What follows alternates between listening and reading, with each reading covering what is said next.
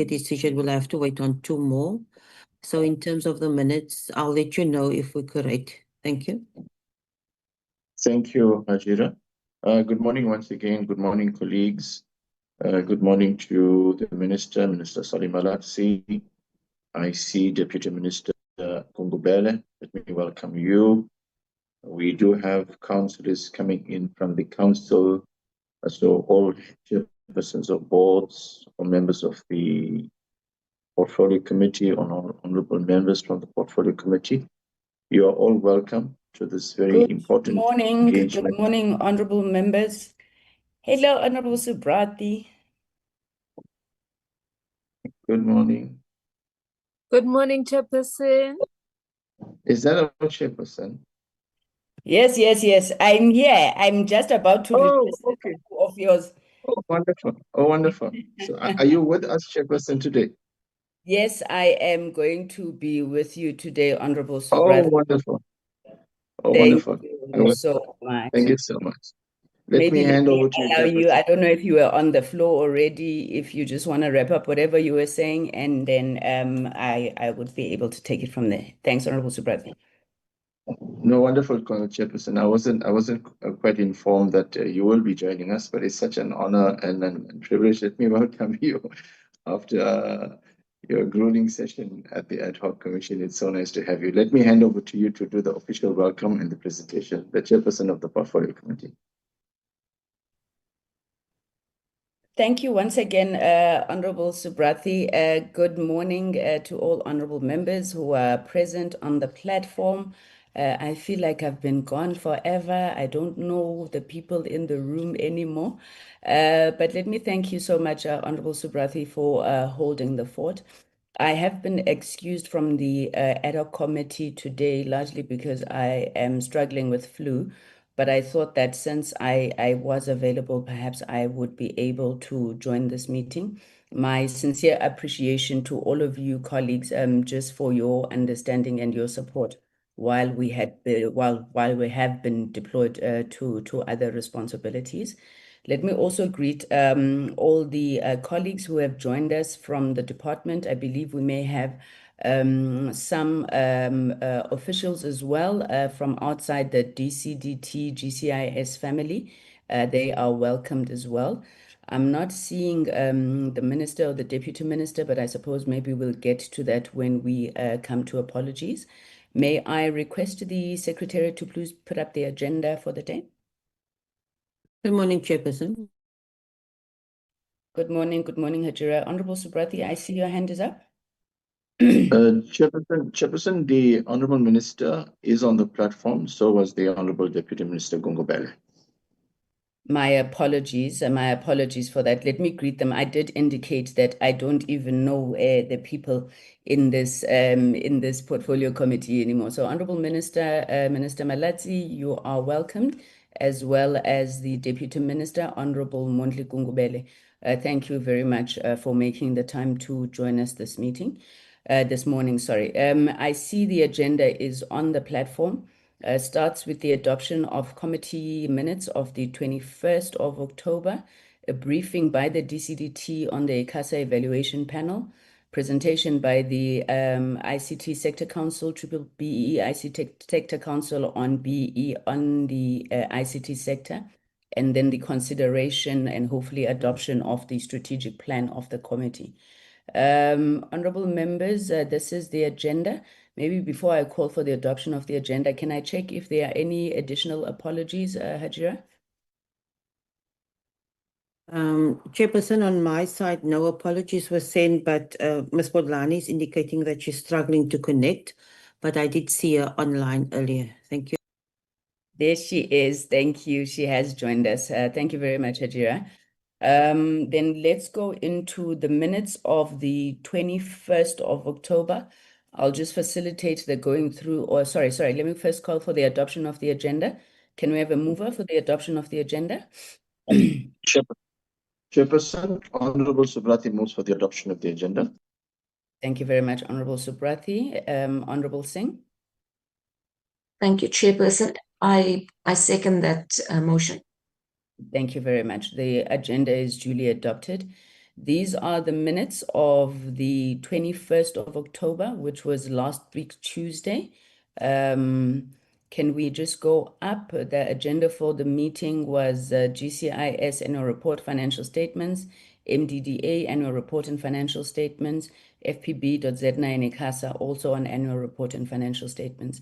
If you could proceed on that page.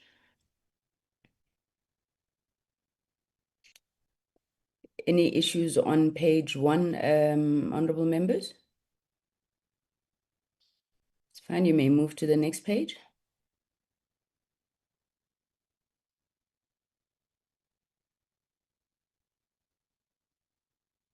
Thank you. That's the attendance register, page 3. Honorable Bodlane. Ngiyavela lapho, Kuyavela lapho. person. Good to see you and good to have you back. And Mr. Subrathi has done a really great job keeping us together, and we have done our best to support him. So you would be very proud of us. I Chair. am. I hear you now go on until 11 p.m. I'm extremely proud. Thanks, Honorable Bodlane. So, Chair, we received 2 sets of minutes, but I think the essence of what I want to cover is basically on the 2 sets of minutes. On the matters arising from the minutes, Chairperson, the sentence says, it is reported that formal correspondence is to be prepared and addressed to the leader of government business. And we agreed that this was exactly not the agreement of the portfolio committee. And it is still captured this way. The understanding, Chairperson, was that with your intervention, the letter on the Centec SABC matter was then not sent to the Minister of Finance as per the committee agreement resolution, but it was rather sent to the Minister of DCDT and the Minister of Leader of Government Business, Deputy President. So I don't think the minutes capture the passion that myself and Honorable Adil raised in terms of a decision and a resolution of the committee being changed, allegedly, apparently by yourself, Chairperson, to say the Leader of Government Business must then intervene in the matter. So I don't agree with how it is captured. And I don't think the sentence really captures that the committee noted with concern that resolutions of the meeting were amended outside the meeting by the chairperson, strongly condemning that process. I think that is the English that will suffice for me in capturing how we felt about that. And the committee also raised concerns about the letter being dispatched without having had sight of it as agreed. I think that covers how we related to that matter as a matter that was arising from the minute. Thank you, Chair. Thank you very much, Honorable Bodlane. Let me just check this. So these are the minutes of last week, Tuesday, which I assume would have had a report on the as Honorable Bodlane calls it, intervention from the chair. So you are saying on the minutes before should have read that the committee had agreed that a letter be directed to the Minister of the DCDT, which would be the minutes of the 14th of October. Then the minutes of the 21st of October, which is the ones that are before us, on the matter arising from the minutes, it was reported that a formal correspondence was prepared and sent to the leader of government business. The Minister of DCDT was also copied on the letter. Okay.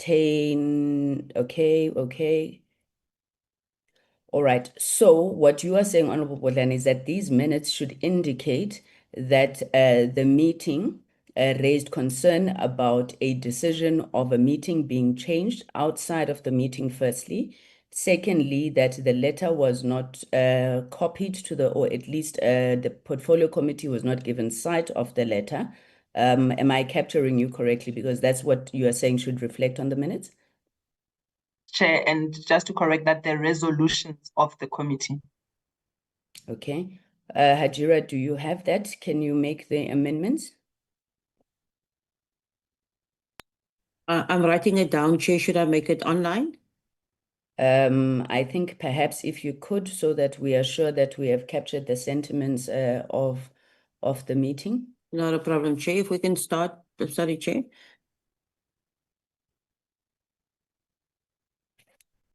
I have sent on a WhatsApp group the typed message. If maybe you could copy and paste, and let's see if the meeting agrees, Ms. Hajira.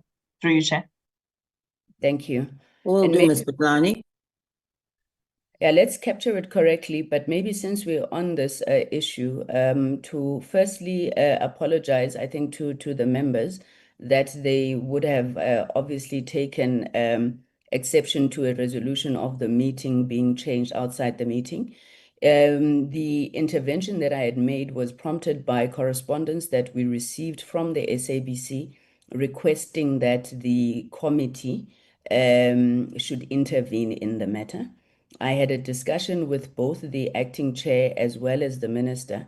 And while I respect the decision of the portfolio committee around writing to the department, I did, upon discussion with both the minister and the acting chair, indicate that the department is well aware of the challenges, and the intervention that is required is one that seeks to bring together the DCDT and the National Treasury, and obviously the invocation of the framework around intergovernmental relations.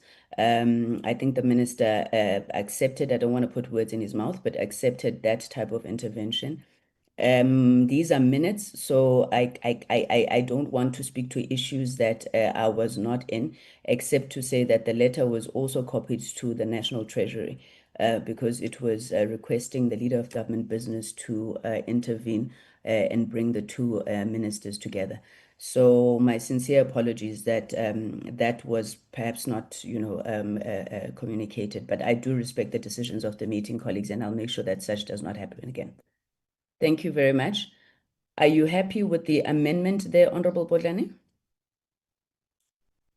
Yes, Chair, thank you so much. Thank you very much. Can we then move down on the minutes?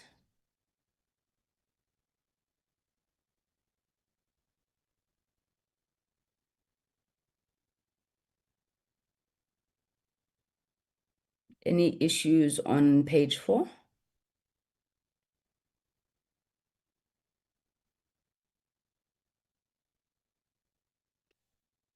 Ajira, there on number 4, it says briefing by briefing. Maybe you just want to correct that. Thank you. You may move down. Thank you very much. May I call on members who were present at the meeting if there is an a mover for the adoption of the minutes of the 21st of October with the changes as amended? Thank you, Honorable Bodlani. Thank you, Honorable Subrathi, seconds. Thank you very much. My goodness. Okay, so I see a lady here, a very pretty lady with a video on. I'm not sure I know who she is, but I do want to indicate, members, that we do have a new committee member who was ATC'd, I think, yesterday from the IFP. If I'm not mistaken, it's Honorable Ngobese. I'm not sure, Hajira, can you confirm if Honorable Ngobese is in the meeting? I have not seen the member, Chairperson, and I did write a note to the member this morning because I invited the member on the group, but I didn't see that he accepted. So I did send the notice again this morning. Thank you. Okay, thank you. So we will welcome the member when he then joins us. Can we move to the next item on the agenda, which is the presentation from the department on the ICASA Evaluation Panel. Honorable Minister, once again, let me extend our warm welcome to you for joining us today, together with the Deputy Minister. This item on the agenda, which really looks at progress that has been made around the ICASA Evaluation Panel, you'll know it was prompted by the very robust discussions the committee had last year around this time, I think it was November, when we had to adopt the salary increases, or at least recommend to the National Assembly the salary increases for the councillors of ICASA. At that time, members felt very strongly that we were passing these salary increases without a due process that looks to the monitoring performance monitoring of the work of the councillors of ICASA. We were informed at that point in time that the National Assembly had passed the performance management system of ICASA, which also demanded the setup of an evaluation panel. One of the comments that the portfolio committee made was that the panel needed to be expanded to also include technical expertise. And really this item there is to look at how far we are with that process a year down the line. And obviously we would wish that that has been finalized and issues relating to the performance management of ICASA councillors is underway. But without any further waste of time, Minister, may I please invite you to lead the department in this item. Thank you very much.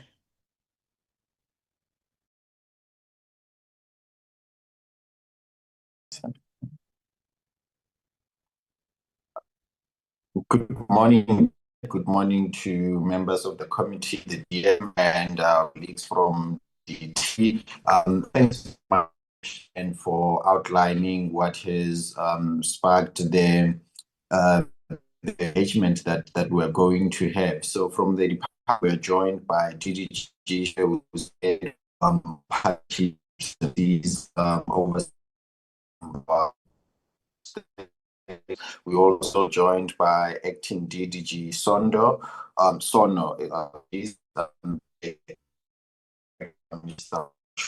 and Precious Solo, who comes from the SOE unit. Chair, the team will share in the presentation the progress that has been so with particularly an attempt to address the committee's request in terms of the addition of the technical expertise, the team to do the mission for the ICASA councillors. And I think there are two key takeaways from that observation and that initiation that the department has embarked on. One was, given that the PMS system had already been finalized in the National Assembly, what was the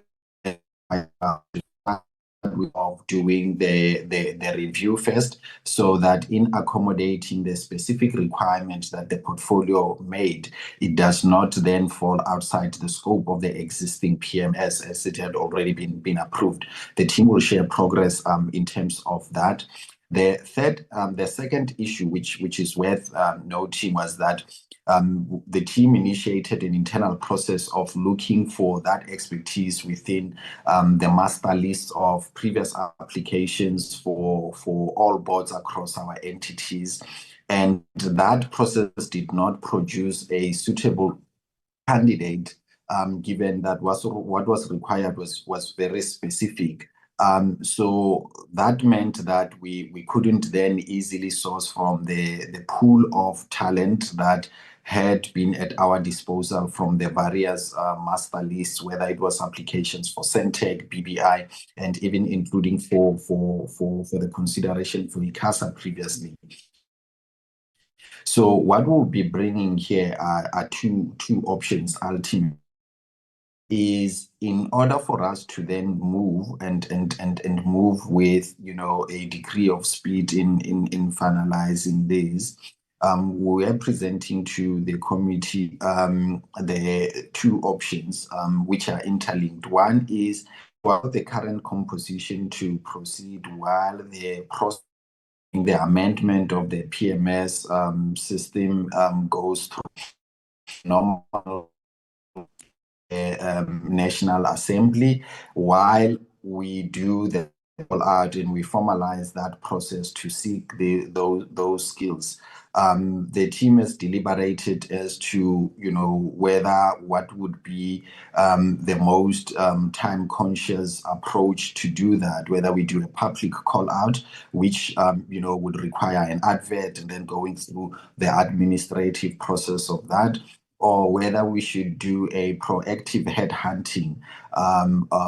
But we wanted obviously to bring that to the committee, and then given that this was a requirement that emerged from the engagement with the committee, also take guidance in terms of the best approach on that. But I don't want to steal a lot of the thunder from the team, as their presentations will speak there about the mechanics of where we find ourselves with regard to that.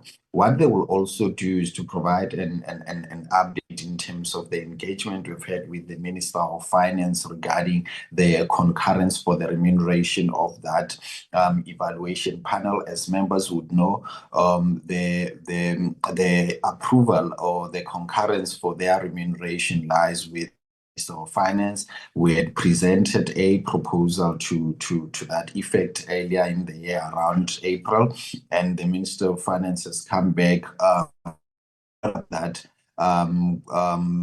structure that we had proposed, particularly with concerns around how it's structured and how, in their view, it may lead to an exorbitant amount. Even though the team has a different calculation as to how you get into that, they'll be able to explain it to the portfolio members during the course of their presentation. I'd then like to hand over to the team, but before we do that, also to establish if the Deputy Minister would like to make additional remarks to this end. Thank you, Chair.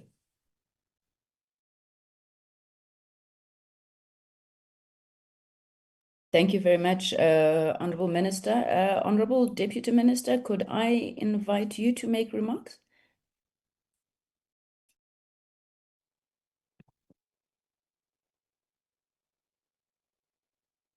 I do not believe that the Deputy Minister is on the platform. With your permission, Minister, I will then invite the relevant senior official from the department to lead us in the presentation.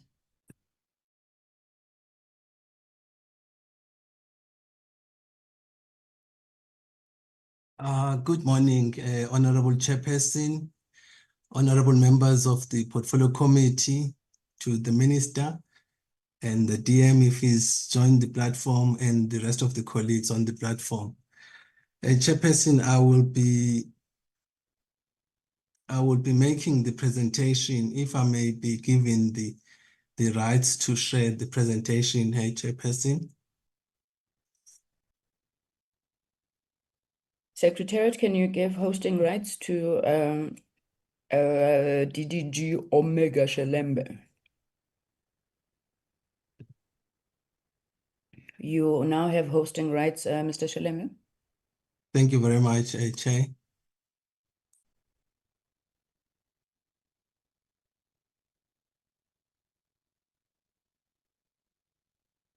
Thank you, Chair. I will be taking the committee through our update on the process to appoint the ICASA Evaluation Panel. The presentation, maybe if I may put it on presentation mode.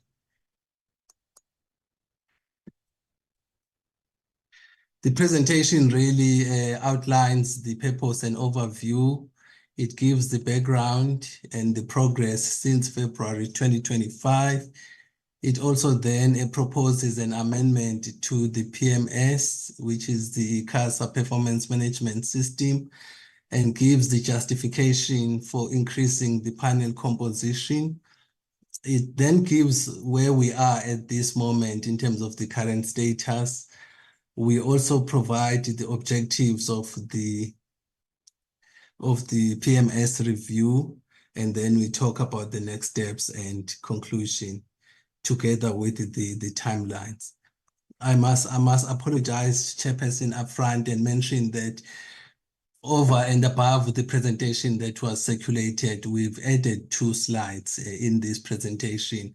The one that the first slide rehashes the 3 names that we had proposed originally on the 12th of February for the ICASA Evaluation Panel.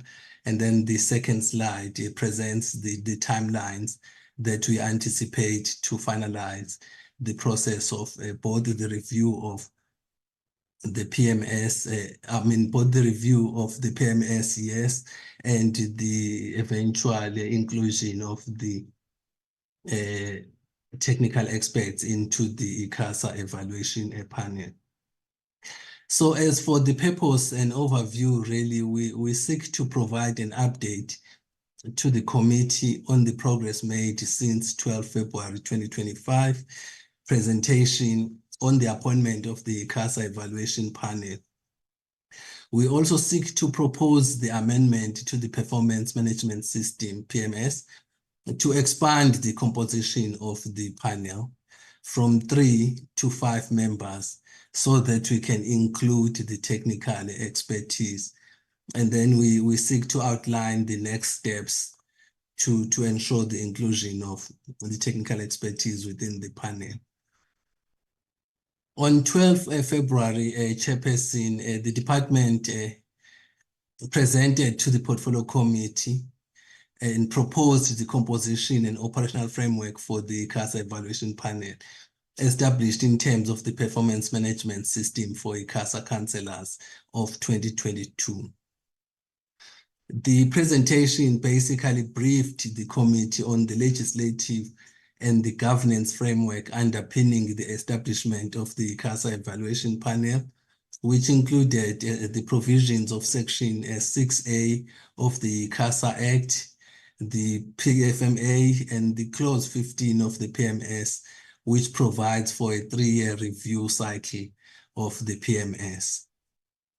The purpose and mandate of the evaluation panel was also presented, which essentially includes the conducting of independent objective assessments of the performance of the chairperson and the councillors of ICASA, and to make recommendations to the minister in line with the approved evaluation criteria.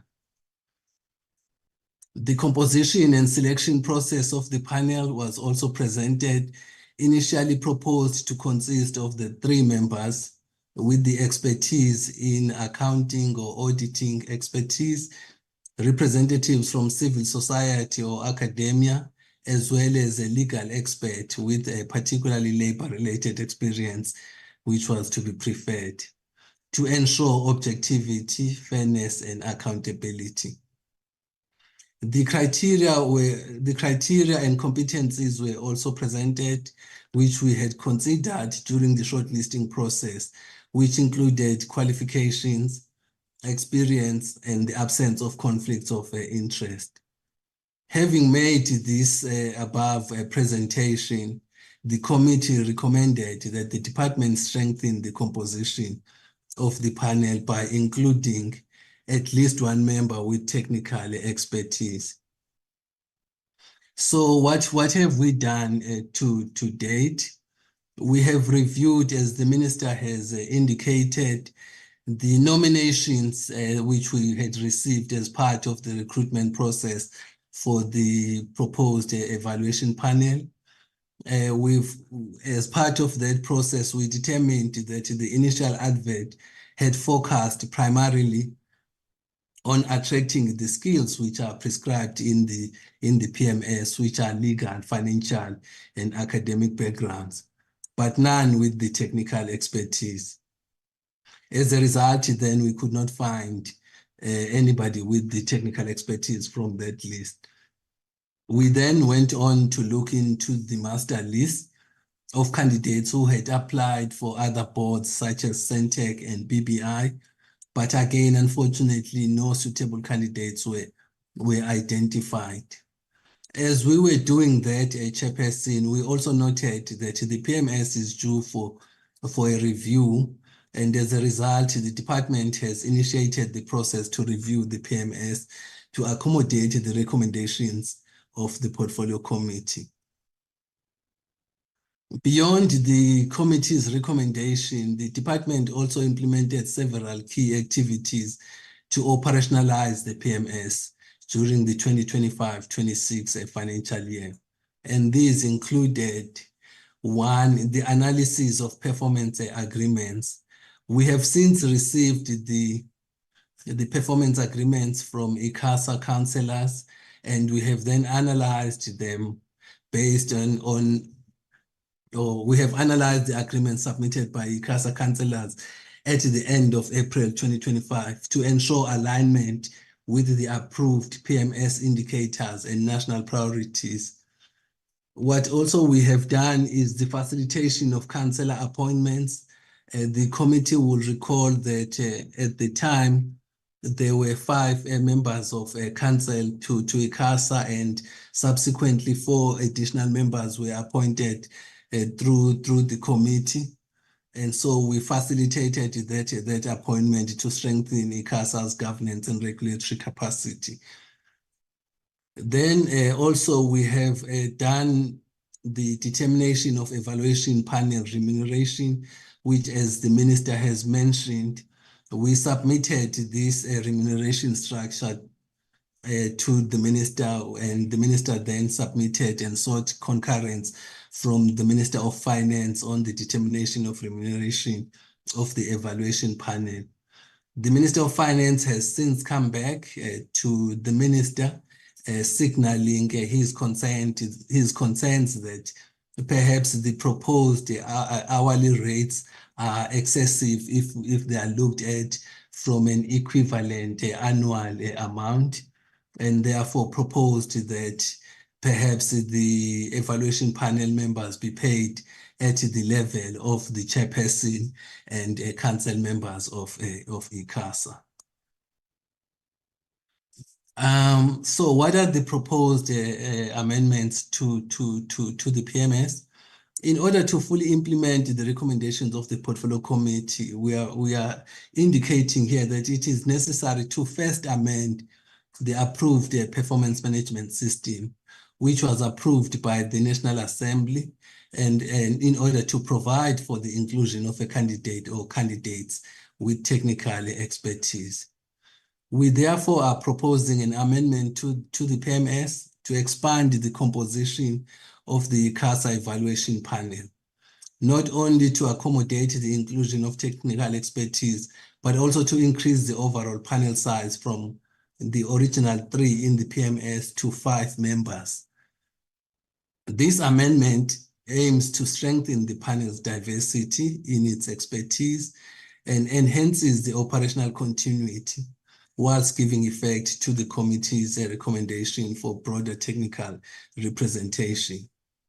Following the approval of the amended PMS, we will then start the process of inviting candidates with relevant technical expertise to serve on the evaluation panel. These are just some of the justifications for increasing the panel composition from 3 to 5 as we propose. The first one is the enhanced diversity of expertise. Here we are saying ICASA operates in a complex technical and regulatory environment. Increasing the panel size ensures a balanced representation of legal, governance, financial and technical expertise. The second one is the improved efficiency and effectiveness of the operations. A larger panel essentially allows for better distribution of responsibilities, leading to more comprehensive and balanced evaluations. The third one we say is the mitigation of conflicts of interest risk. Expanding the panel ensures continuity of function even when members recuse themselves due to potential conflict of interest.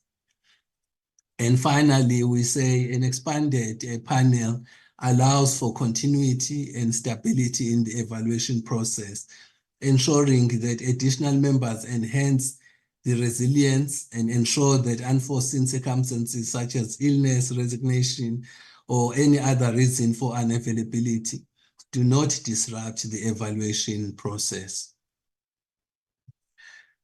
So in terms of the current status, we have initiated the review of the PMS of 2022 as is required in line with the 3-year review requirement outlined in clause 15 of the current PMS. With this review, we aim to strengthen performance evaluation processes, to clarify panel composition requirements and size, and also to enhance the governance framework. We are saying to the committee that we will produce a revised draft PMS, which will be shared with ICASA at the end of November 2025 for their inputs. Once the changes are approved by the minister, it will then be shared with the National Assembly for approval. The review objectives essentially include the listed items here, which one is the strengthening of governance and oversight.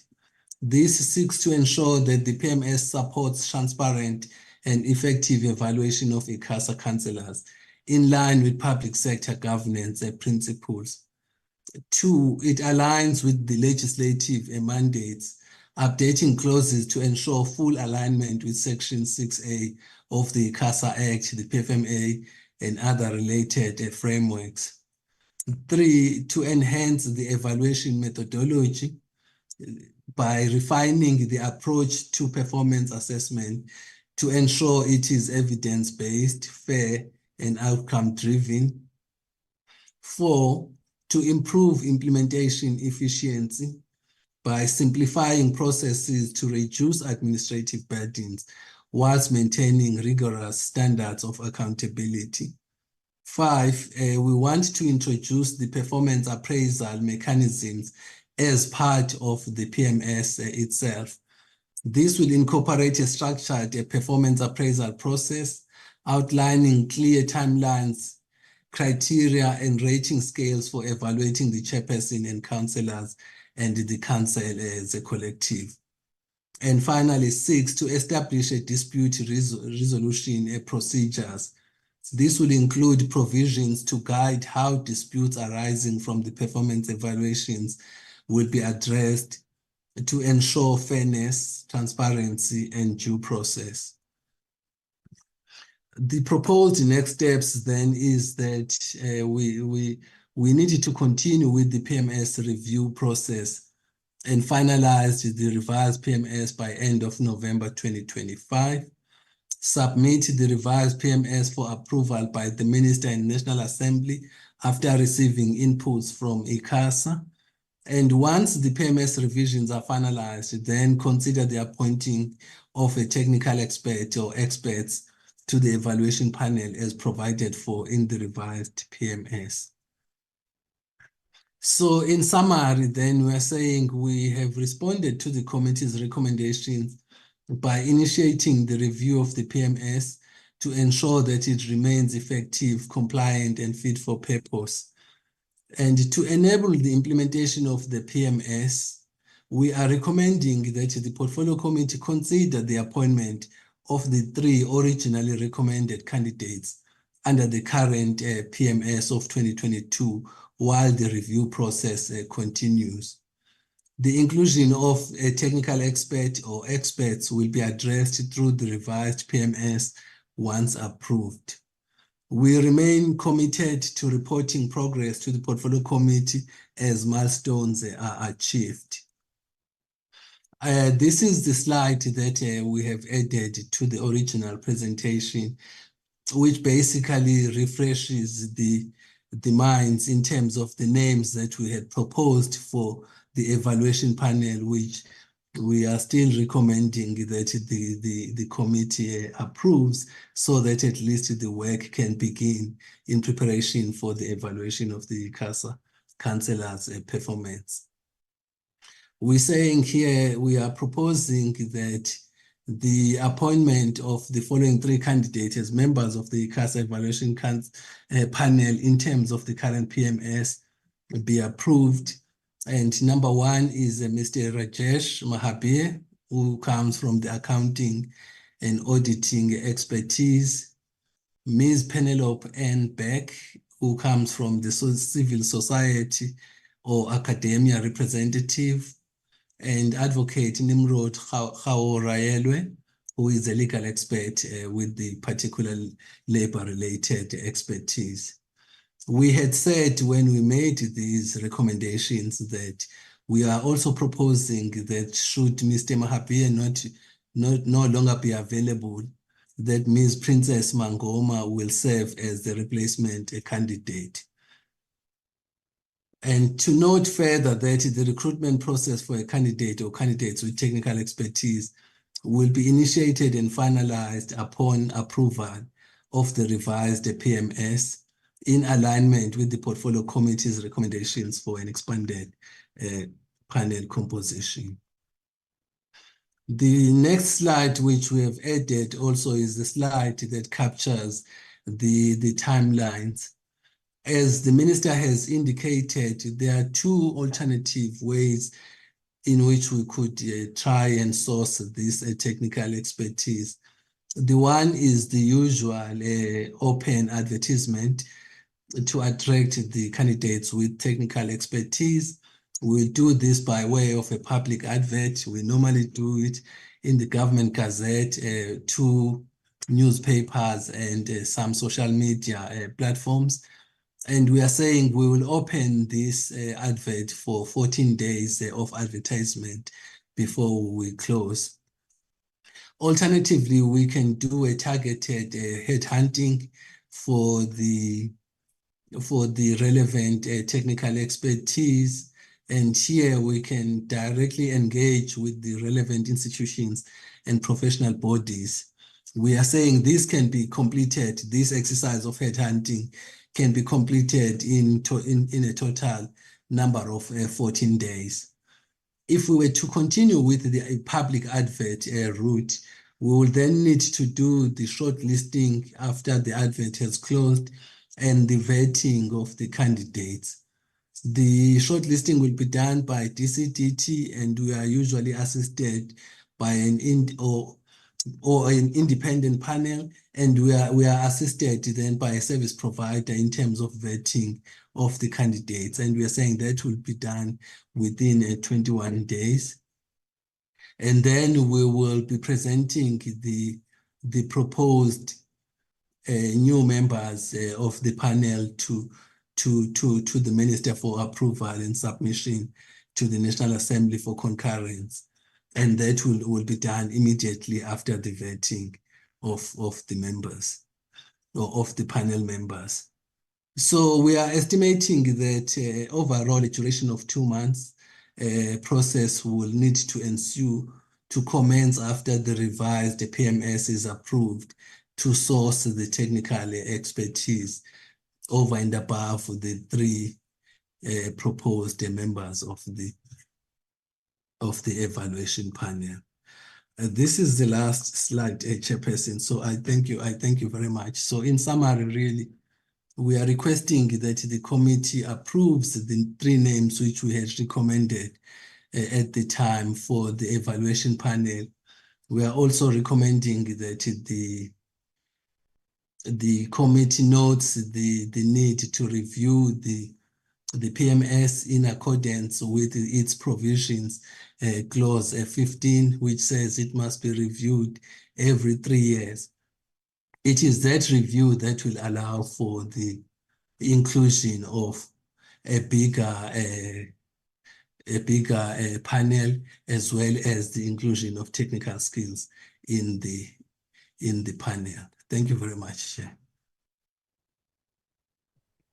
Thank you. Thank you very much, Mr. Shelembe. Are there any other additions? I thought I heard a voice. Okay.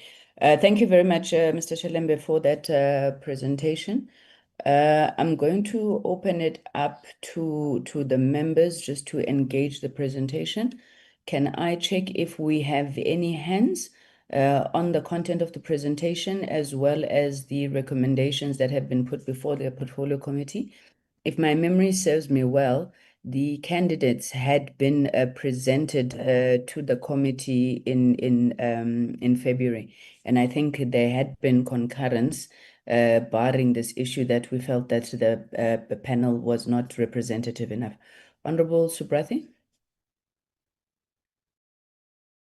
Thank you, Chairperson. Chairperson, let me begin by firstly asking the question that I am unimpressed by the presentation that we've received today.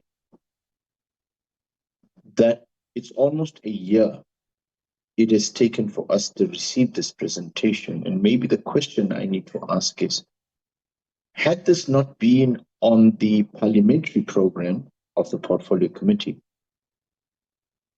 and the last two slides you can see is an addition that demonstrates some urgency.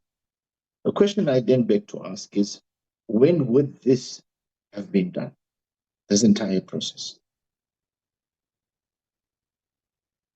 And given that the approval of the salary increases for councillors that we supported was tacitly contingent upon the existence of a fully operational evaluation, and considering that this panel is not in place, does this not represent a fundamental breach of the agreed upon governance provisions and undermines the principle of performance-linked remuneration? So I am concerned.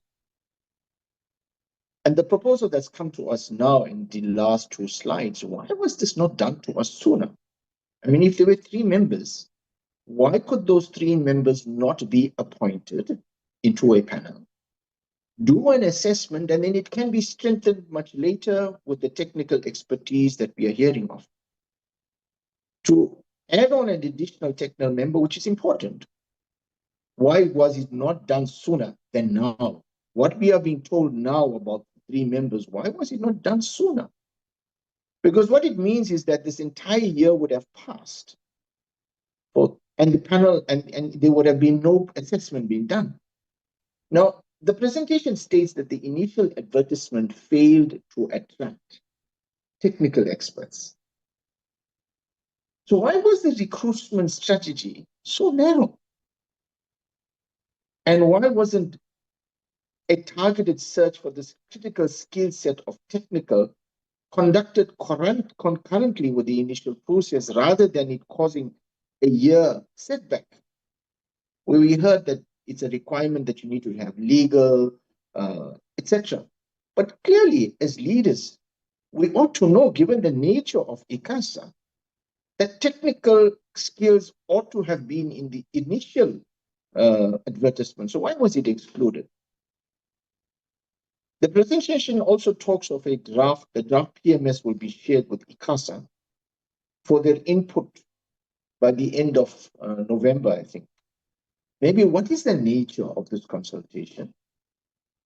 And is ICASA merely being informed, or is it a meaningful co-creation process, given that this system directly assesses its leadership? So the nature of that consultation, because this PMS is intended to assess ICASA. So we'd like to know that, given, is it a meaningful co-creation process, given that this system really directly assesses the leadership?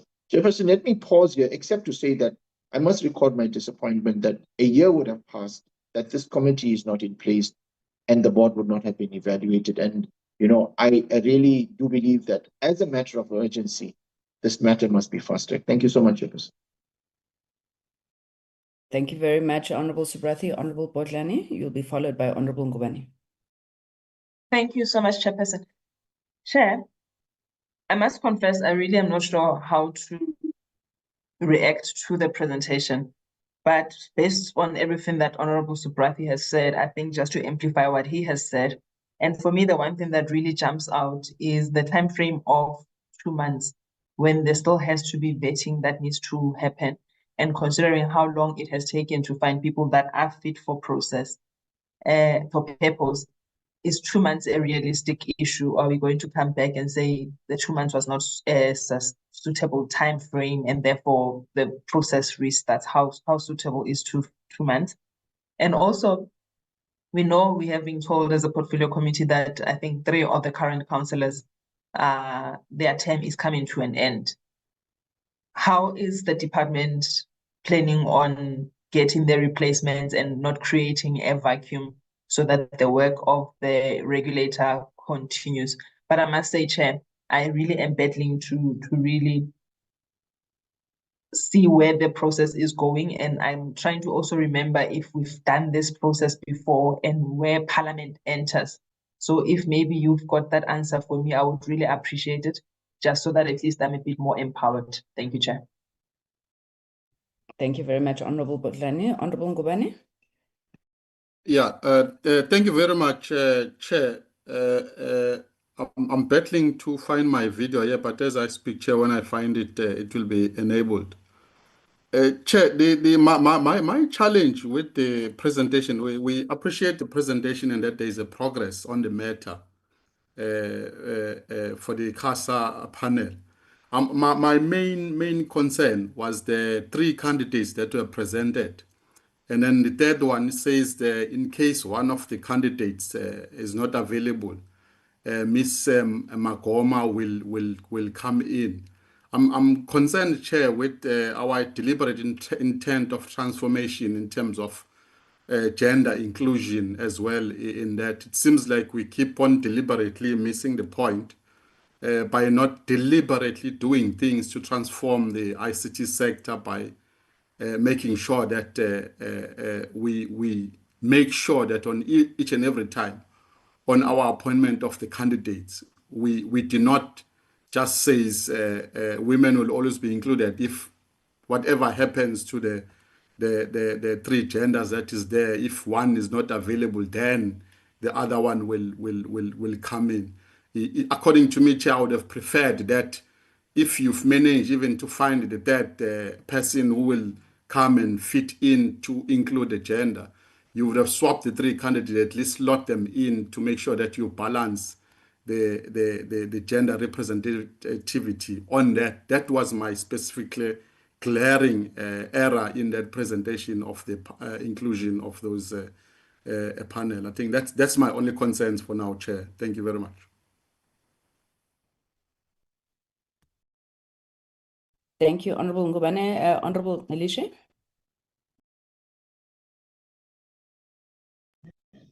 Thank you very much, Chair. It's good to have you back. Welcome back. It's nice to have you today. I'm gonna request to switch my video off, Chair, but I just wanted to assure you and the committee that it is indeed me. Thank you, Honorable Elisha. Chair, I must say as well that the beginning of this process, I was not part of the beginning of this process, but going through the presentation and listening to the DG present to us, Chair, it is my view that, you know, this presentation focuses on managers, not you know, the South Africans.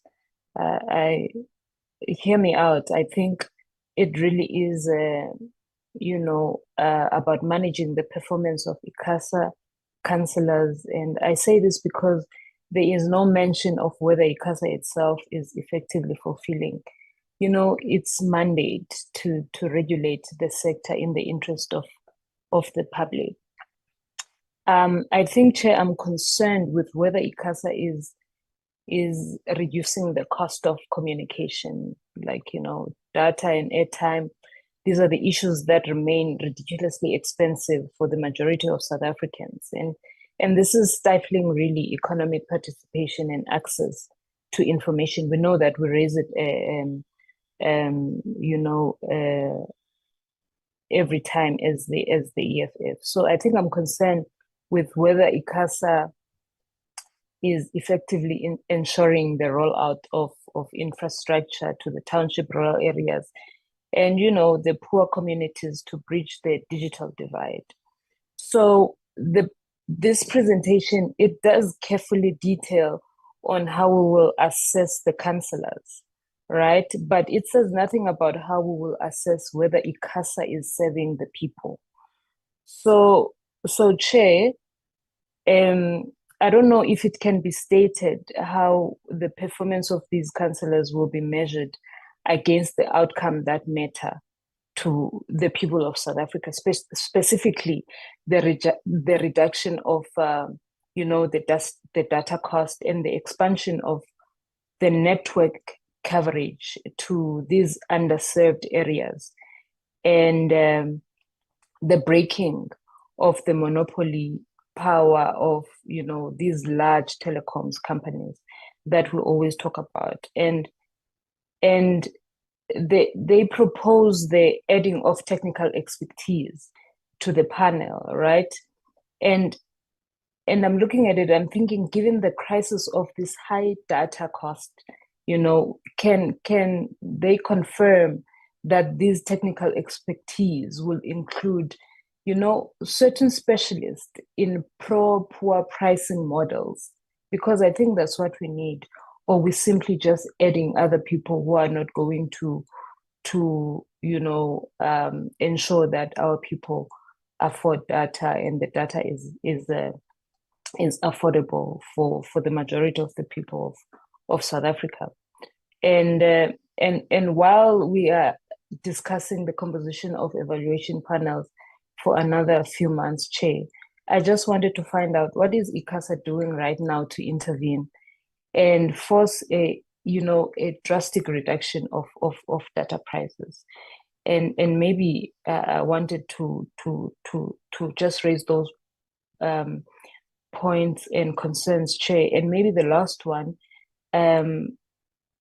we all know that from the EFF perspective, if data remains unaffordable and rural areas remain unconnected, then ICASA is failing in its core mandate, regardless of how well, its councillors will perform on the, whatever it is, the internal processes and internal scorecards. That's my contribution, Chair. Thank you very much. Thank you. Thank you very much, Honorable Malishe. Maybe just before I get to my questions, just to remind members that the ICASA Act is the reason why we're sitting here, because Section 6 of that Act is the one that mandates the development of a performance management system for the councillors of ICASA. It further says that the minister would then establish this PMS system in consultation with the National Assembly. Now, that was done during the 6th Parliament. So the PMS was brought to Parliament. There was concurrence that was received from the National Assembly. Then when we came in, it was the work then of the appointment of the evaluation panel that had not been done. In February of this year, a presentation was made, as per the presentation we received today, of the 3 proposed candidates. I don't think that there were particular problems with the recommendations that had been made. And maybe just to remind ourselves again that the appointment process is not a parliamentary process. So the department would have undertaken that and then come to Parliament to present their recommendations, which they then required us to concur with. I think that for all intents and purposes, there was concurrence. However, given the issue that Honorable Ngubane is raising today around gender representation, maybe we could just have a response from the department as it relates to that matter.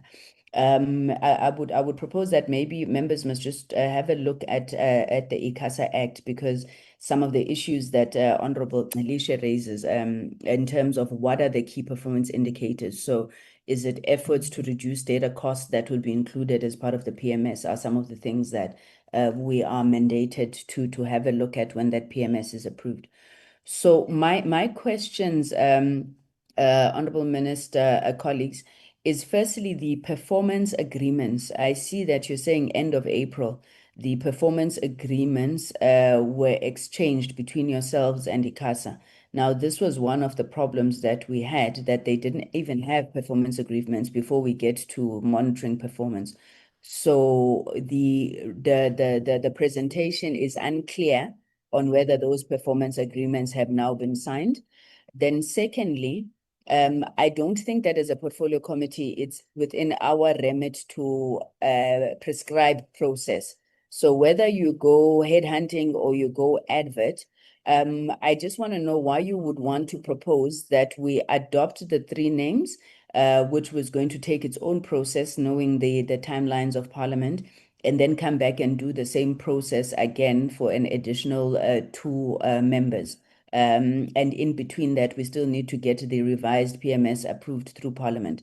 Does it not make sense? And this is me well noting the delays, but does it not make sense that you review PMS and then you do appointment once, so we don't spend a long time trying to get different things through the National Assembly?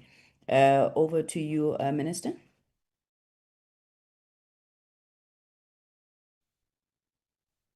Thanks very much, colleagues, for those questions. I think this is dealing with all the questions that relate to the process, and then at the end, particularly in terms of the status with the performance agreements, and then take Shilembe to then lead with the responses. Thank you.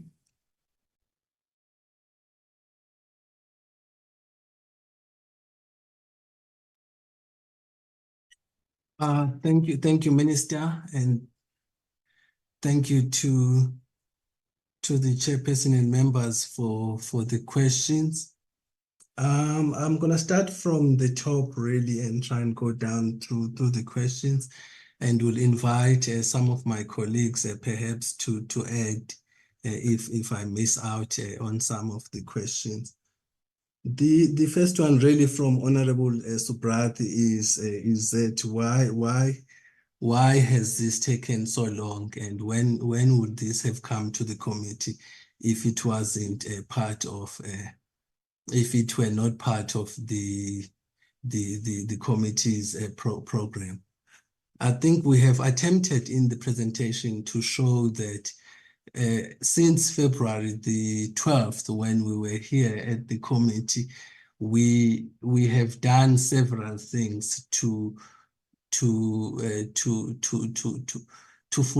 the requirements of the PMS. One of them was, as we have noted, the reception and analysis of the performance agreements, the then considerations of the master list for the evaluation panel to include technical expertise, as well as the reviewing the PMS, because it's time for review. What we are saying is that the appointment of the technical expert cannot be effected unless and until the PMS has been amended. So that is why then we are now really fast-tracking the process of updating and reviewing the PMS as required. Then there was also a question of why appointing 3 members and not include the technical expertise from the beginning. In terms of the PMS as approved at the time by the 6th administration, as the chairperson has correctly indicated, we specified the skills that we needed together with the committee at the time. We said we will need accounting and finance skills. We will need the representative of academia and civil society, as well as the legal expertise. And when we were presenting in February, the committee asked us why we had left out the technical expertise. Our response was we had felt that people with the relevant technical expertise would be in one way or the other be involved in the sector, and therefore could raise the potential conflict of interest. But the committee was not persuaded by that argument, and hence the need to further look out for the technical expertise. So the recruitment strategy was not necessarily a narrow, Honorable Subrathi, but it was in accordance with the PMS as was approved at the time, requiring the three skills that have been mentioned. Then Honorable Subrathi wants also to know what is the role of ICASA in the development and review of the PMS. ICASA plays a critical role. We do not just inform them about the PMS. We also acknowledge that it is about them. It's about evaluating their performance and ensuring that they perform in accordance with the performance agreements they would have entered into and signed with the minister. So they play a very critical role. In the previous PMS, it was concluded when there were still residual issues that ICASA was not happy about. And this second round of review gives us then an opportunity to further refine those issues and allow ICASA to be satisfied about how those issues are being addressed. Then Honorable Budlani is asking whether a time frame of 2 months is actually suitable and is adequate for the appointment of the panel members. We say it is 2 months after the PMS has been reviewed. In other words, we are going to finalize the review of the PMS and immediately after that, then try and get the technical expertise of the 2 additional members to the panel. In terms of the role of Parliament with respect to this process, really, Section 6, as the chairperson has indicated, spells out the role of Parliament. First of all, it's in the determination of the PMS, it must be done by the minister in consultation with the National Assembly, which is the first role of Parliament. The second one is it provides that then the minister, which were further extended in the PMS, that the minister will then submit the reviews of the evaluation panel to Parliament for a decision making with respect to either consequence management, decisions of possible retention or not retention of such councillors, and so on. All such reasons are also captured in the PMS. Then Honorable Ngubane is talking about possibly taking Ms. Mangoma as a candidate in replacement of Mr. Mahabir, just to strengthen the gender composition of the panel.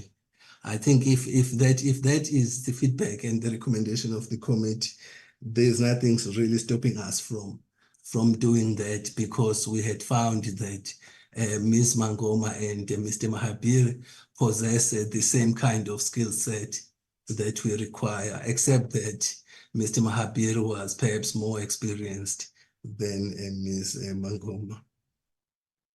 Then Honorable Tsilisha is raising questions about whether ICASA is actually reducing the cost to communicate and rolling out of the infrastructure to underserved areas. I wish to remind the committee that the performance agreements that the councillors enter into are a reflection of an APP and the strategic plan that ICASA would have concluded and presented to Parliament, sorry. It is those APP or plans against which then that the councillors' performance agreements are drafted. If in the plans to execute for the year, ICASA had not strengthened their role with respect to cost to communicate or the rollout of infrastructure, it cannot be corrected at the performance agreement or performance evaluation level. We need to be more stringent than in the annual performance plans in ensuring that the plans of ICASA are reflective of that which the committee desires to be achieved. With respect to including a pro-poor pricing model specialist, we will go out and try and find the best possible people to do the job. And hopefully the ones that we will find will be sensitive to the needs the underserved communities and ensure that ICASA is over a period of time nudged to be responsive to such needs. Chairperson, and I hear the sentiment that there was concurrence at the time we presented, but in terms of our records and understanding, really, we did not leave the committee feeling that we had been given a concurrence. We felt that we had been asked to go back and come back with the technical expertise before the committee could finalize the evaluation panel. Now, when we were looking at the technical skills, we were then caught in a situation that the PMS as it stands does not allow for technical skills and therefore needs to be amended for that to happen, which is why then we have started the process of review to make that happen. And the chairperson is also raising the issue about why do we want to appoint the 3 now and then come back at a later stage with the technical expertise. It is because, Chair, there is some work that needs to be done, preparatory work that needs to be done by the evaluation panel.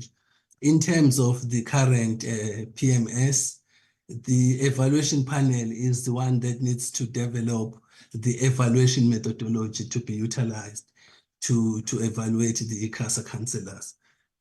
It is that evaluation methodology which we hope to include as part of the new PMS that is to be submitted to the committee for approval. So we are saying there is some work to be done even in the meantime. So we would be well served if we were to have at least this 3-person evaluation panel to start work and ensure that the work is commenced. And then the final question really the chair asked is whether the performance agreements have been signed. The performance agreements have not been signed, chairperson, simply because immediately after receiving the first batch of the 5 councillors, then the 4 councillors additional were added to ICASA. And therefore, it essentially means that the redistribution of work needs to take place amongst all 9 of them to ensure the equitable distribution. And so we are still in the process of conversing with ICASA as to how best that can be done, Chair. Thank you very much. Thank you. Thank you very much, DDG Shelembe. I think in the interest of time, can I propose from the chair that we follow this process? I've heard everything that you are saying. I don't think that it's necessarily very helpful. According to your presentation, you will finalize the PMS by end of November. Now, I don't see why we're rushing for evaluation methodologies when you don't even have performance agreements signed. So can we propose that you fast track the process of bringing the revised PMS to Parliament before the end of November as you have committed? In the meantime, you conclude the issue of the performance agreements of the ICASA councillors.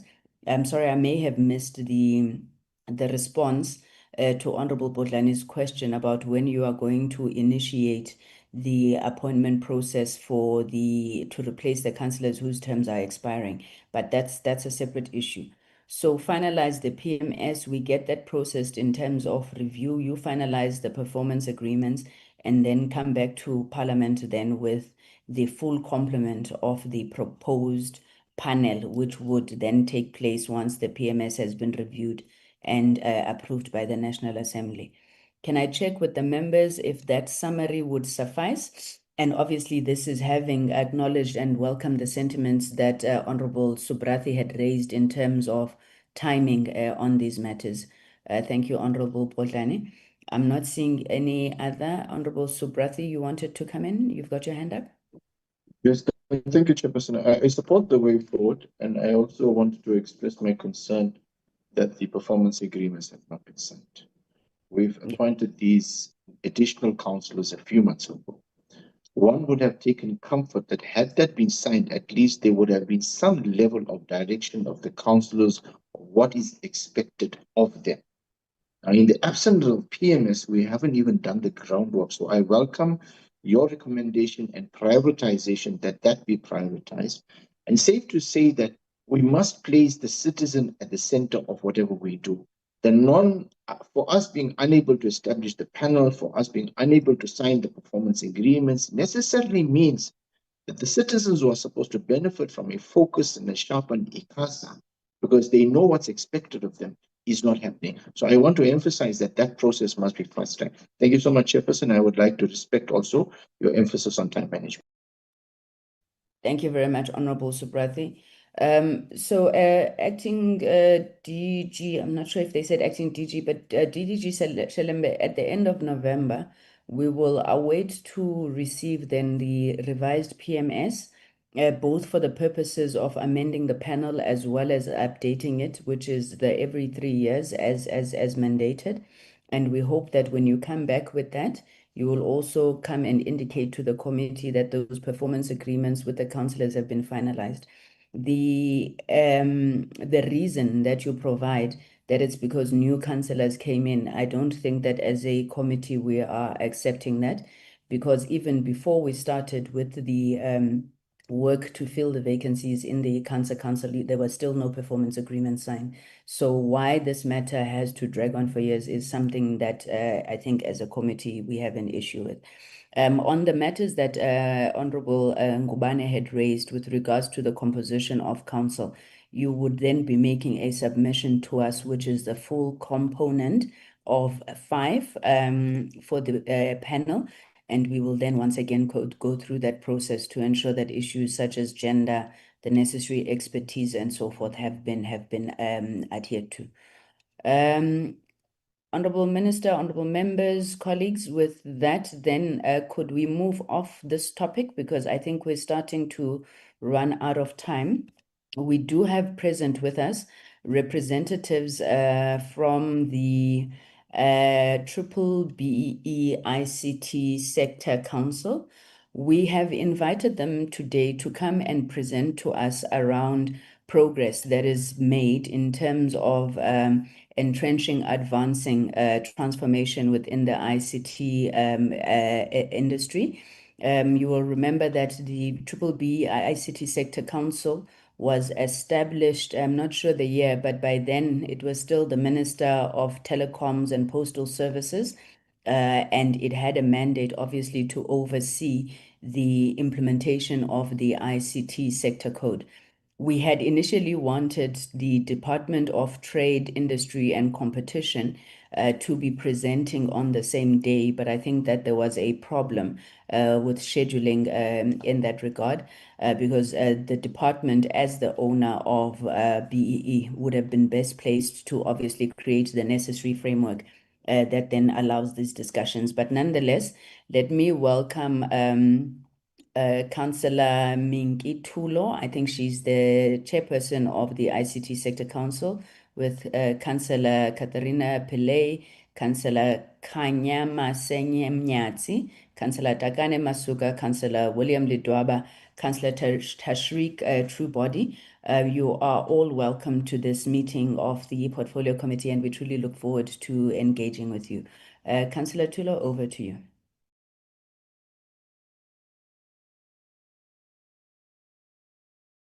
You are muted, madam. Oh, my apologies, Chairperson. Thank you, Honorable Chairperson of the Portfolio Committee. I also greet the members of the Portfolio Committee. I want to also declare upfront that new spaces for myself. So please do take on my apologies if I offend Relax, one. relax. We have very nice people here. I'm a corporate girl, so this political space is solely new for me. But I'm one. I come here, having committed myself to serve the citizens of this this wonderful country. And yeah, and just to put a joke into it, I always say to my friends, if you are talking about the issues of the country and you're not contributing to them, don't talk to me.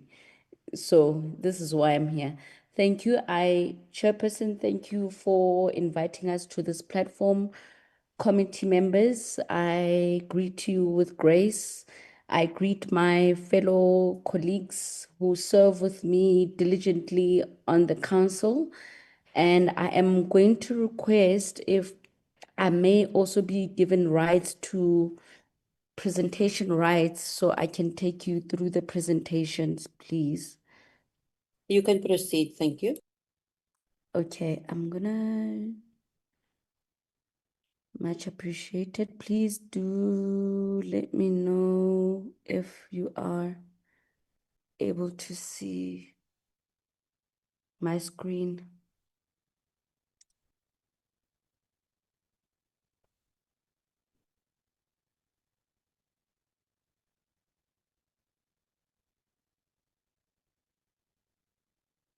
But this is weird.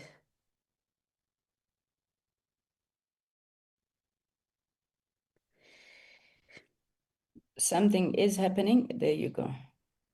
We're there. So, colleagues, I'm going to take you through our legal framework, our institutional oversight, the key focus areas for us as a council, as well as our funding model and the state of the council. I think we come here today because of the latest activities within the sector that have come to pass. So, okay, so there's something happening on my own screen that I need to get rid of. There we go. I hope that my screen is visible, my presentation is visible. So as a provision of context, we have been invited to present to Parliament today to provide context and framework in terms of who we are, what our mandate is, and what we've been engaging on as our priorities. Oh my word. Okay, there we go. So the B-BBEE Sector Council is constituted under Section 9.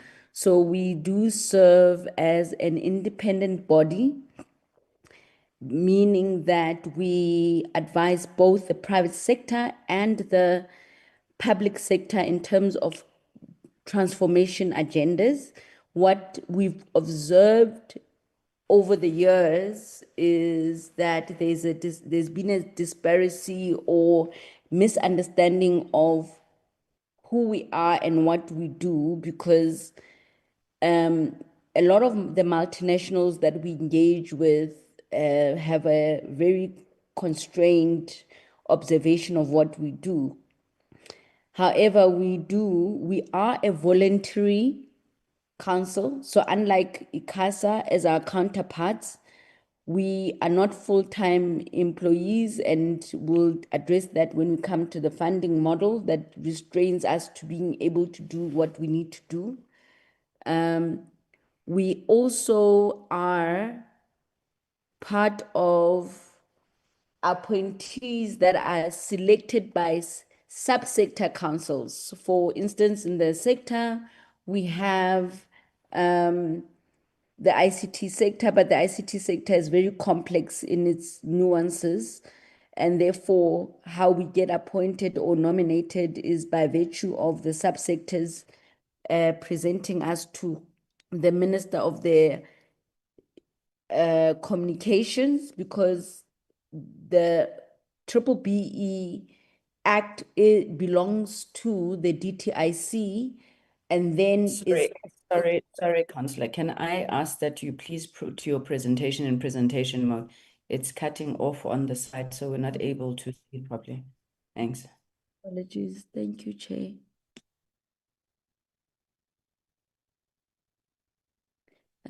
Is it visible now? Perfect. Thank you. Much appreciated, Chair. So from our constitution level, the Parliament basically sets out the policy framework for the B-BBEE Act. That then gets cascaded into the Department of Trade, Industry and Competition, who are the administrators of the Act.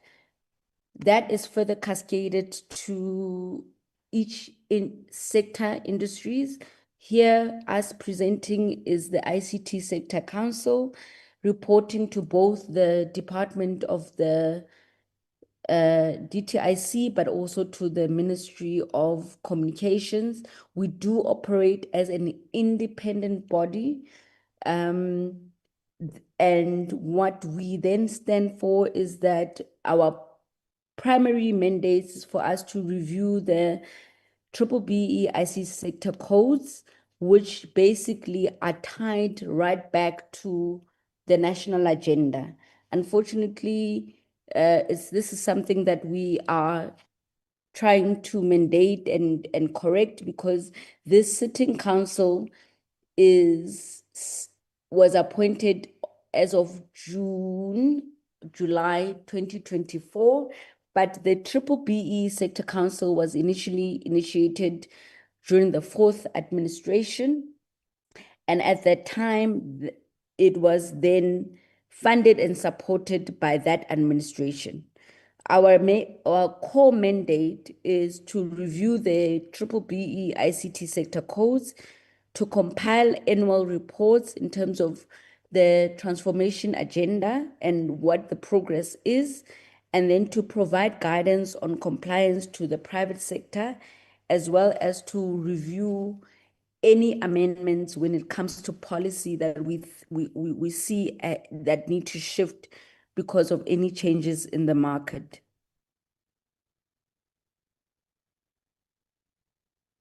I am not, okay, let me do this. Maybe it will move. So key sector focuses for us. Wait, there we go. Is that our mandate really is to make sure that there is compliance, whether participants in the market are operating as EIPs, whether they're operating as SMMEs, whether they're operating at any level. Our mandate is to ensure that whatever activities that are happening in the sector is truly aligned with the national agenda, and how we then assist them to comply with it. We are reviewers of the codes in this level. We do have multiple stakeholder partners, including the regulator. You would note that recently there's been a policy directive around the EIP. So our mandate would be to engage the regulator and advise the regulator in terms of how that would affect transformation within the sector.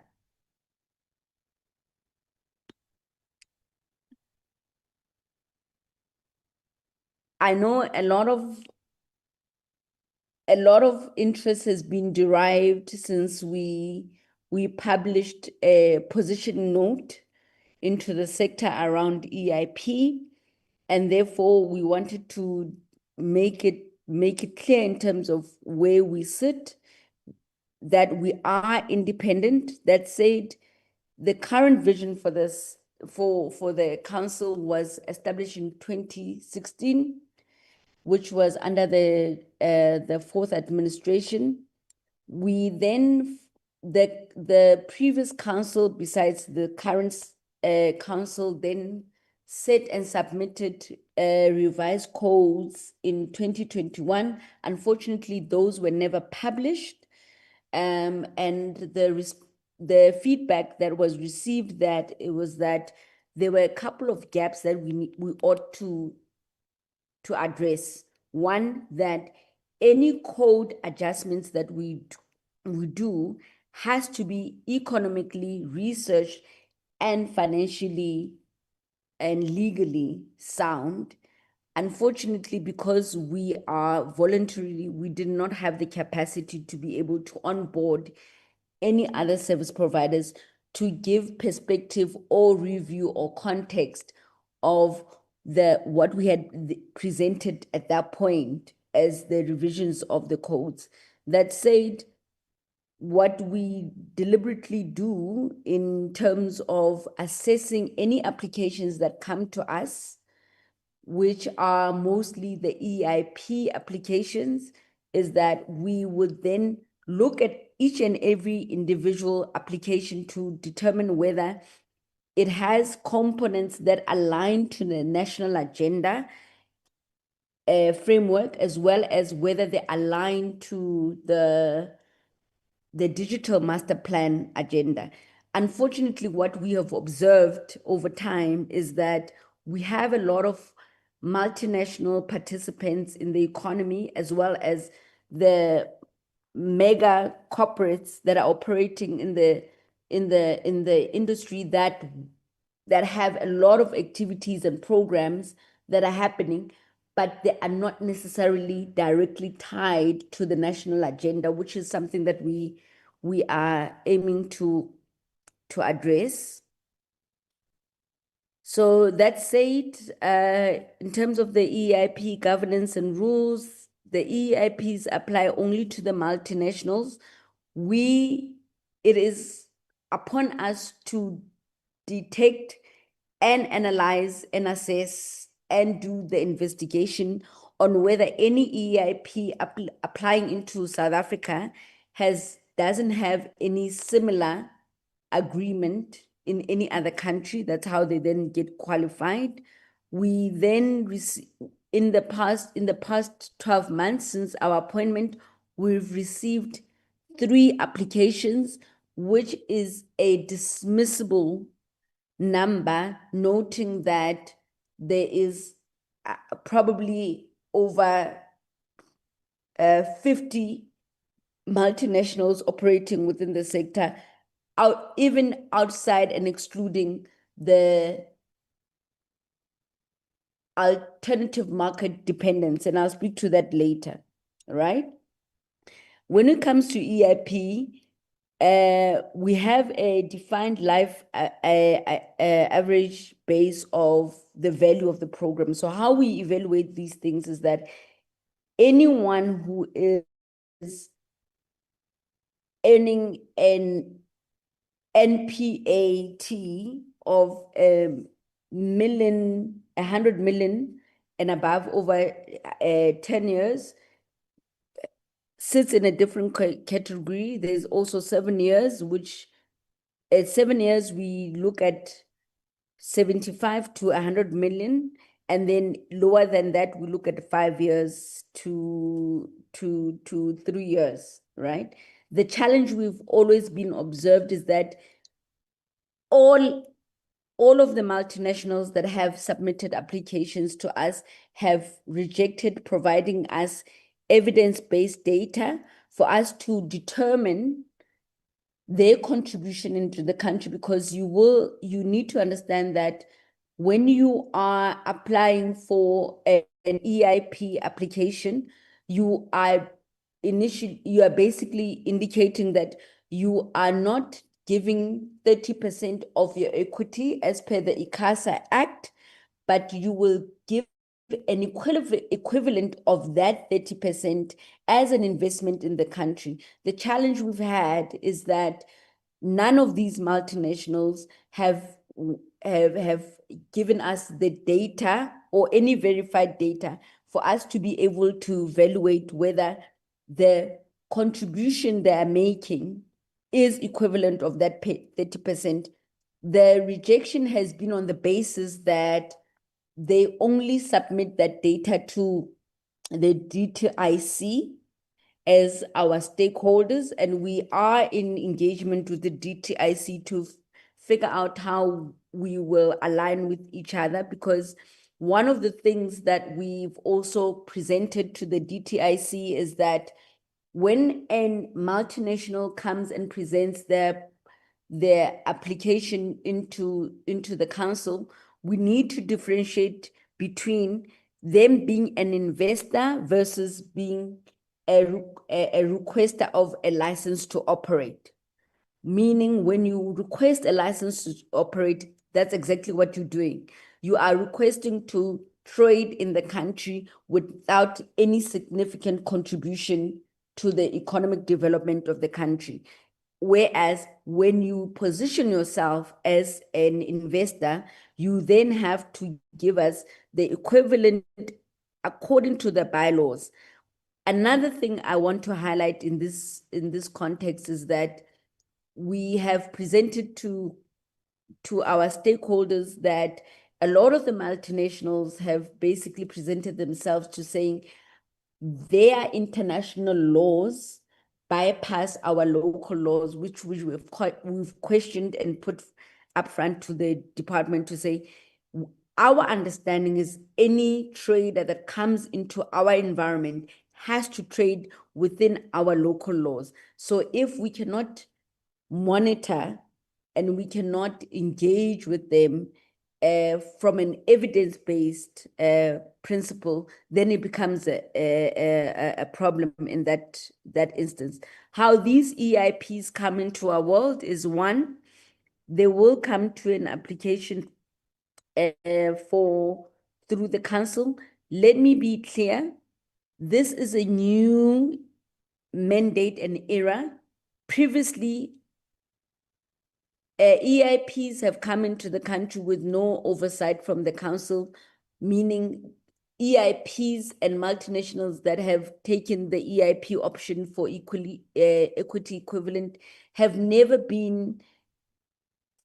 had the requirement to then report on what their transformation impact or plans are. So this is a new mandate that we are now sharing with the DTIC. Hence, you will see that even when we report later, there's a lot of data that is still undisclosed and that we're working with the department to provide the disclosure with. So what that means is that anyone who's operating in this phase will come to the council. The council will then look at and validate whether they have not done any equivalent or any similar structure in any country. Then that's one. Number two, will then look at whether the same companies are basically investing in programs that are solely aligned to our national agenda. That means then, having reviewed that, we would then make a recommendation to the Department of Communications, who would also provide their own determination before the before the DTIC provides a final resolution. That said, we have been engaging with the two departments to formulate a more cohesive structure that will provide the oversight. Reason being that there is a lack of data sharing, where, for instance, when we are asked as the council whether the applicant of an EIP does actually contribute 30%, we are unable to do that. And nor is the DTIC able to provide that data, because those applicants have always positioned themselves to only be responsible to accounting to the DTIC, which makes it very difficult for us to then quantify whether they are actually meeting the minimum 30% requirement that sits under this portfolio. Oh gosh.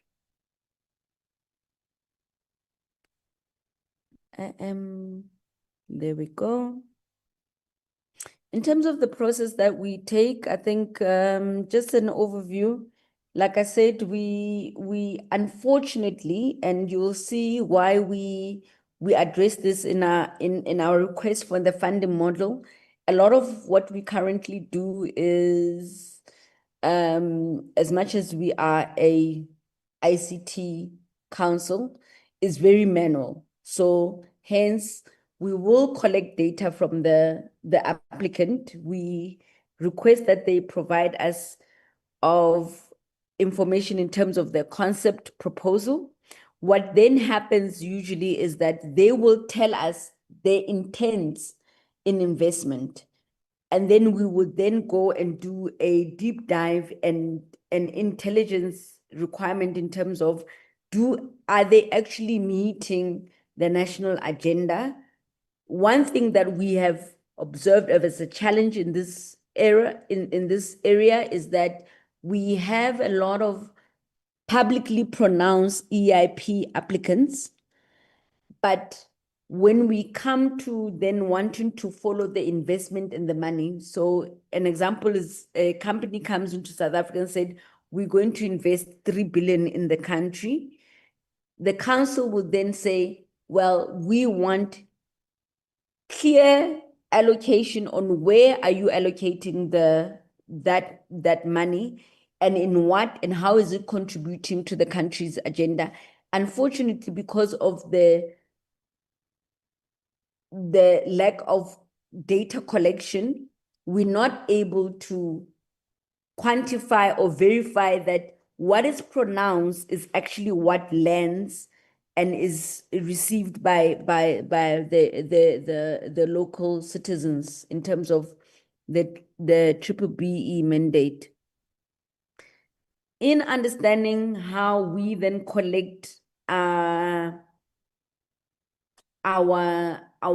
applications, like we said, we were appointed as of June last year. Since then, we were approached by IBM, Oracle, and Dell to basically do their top-up applications. The challenge we've seen with the top-up applications that was dispensed by the previous councils is that the EEIP regulation says that every company that is applying in that regard needs to contribute on average 4% of the net profit after tax, right? So what has then happened is that these companies apply for the operating license for 10 years, but there hasn't been any monitoring and evaluation between the years because whether they are increasing or decreasing in terms of their profitability, because that would ultimately change their contribution perspective to the industry. So as we indicate here, we did receive an application from IBM, which unfortunately, as due to the conversations with them, we had back and forth with them. They rejected providing certain data with us, and therefore we could not make any recommendations to them. They then continued to make the application directly with the minister, with the DTIC, with the DCDT ministry. That application is still to be confirmed until we receive confirmative data. We received an application from Oracle. Their commitment is to make an investment of 160 million into the sector. The discussions we're currently having with them is how to verify whether the 160 million actually contribute to that 30% obligation, because that is not clear. The same when it comes to Dell Technology, and where they are going to deploy those investments, we want to ensure that those deployments are strictly aligned to the national agenda. But these are the things that we basically trying to mitigate during our stakeholder engagements between the DTIC, DCDT, ICASA, and the likes.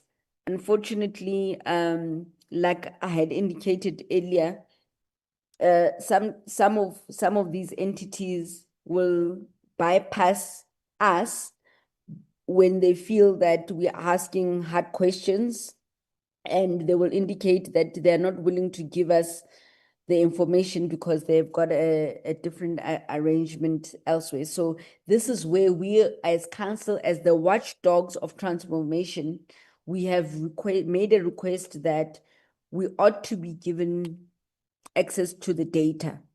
And if the sector and the participant are saying that there is multiple requirements for data sharing and reporting, we will take it upon ourselves to streamline that so that we're enabled to make sure that any transaction that happens within the country does not undermine the transformation agenda.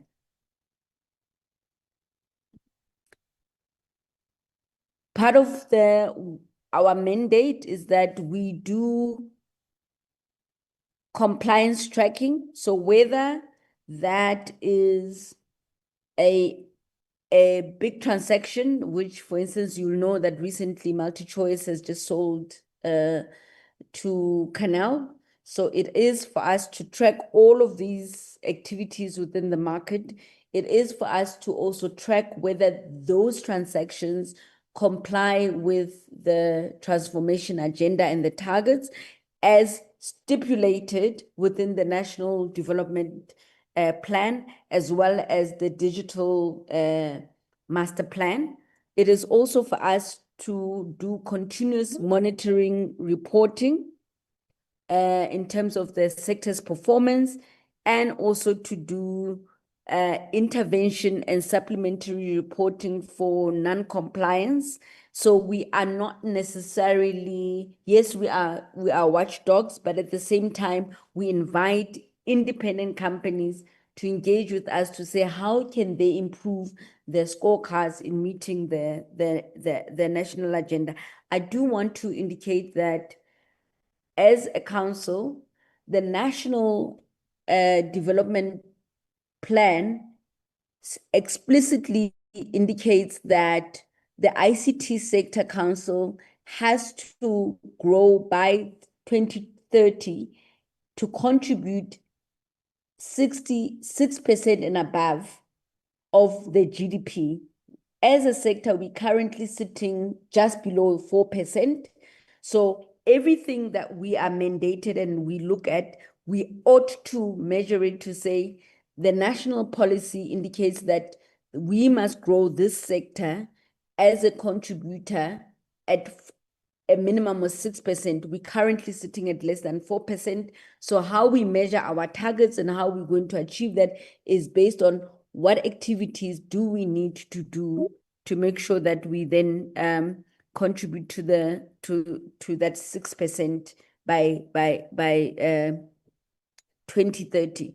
And of course, we then look at the pillars that we monitor, which is the ownership.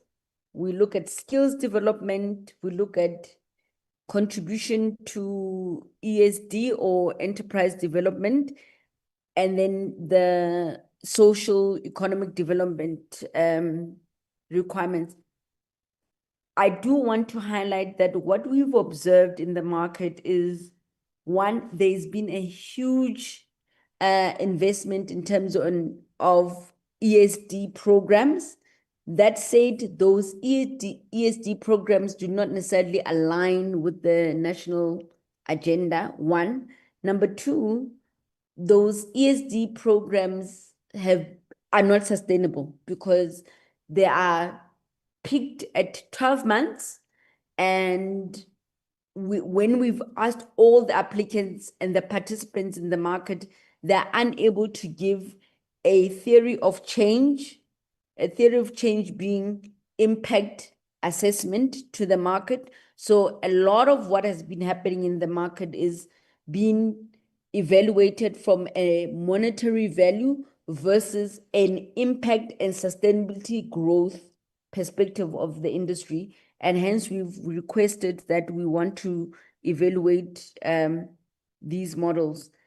when you look at the funding for the ICT sector, like I said earlier, we all volunteers currently. We do not have an operating office. However, Statement 00.3 of the B Act makes provision that the councils be funded by both the public sector and the private sector at a equation of 60% being government and 40% being the private sector.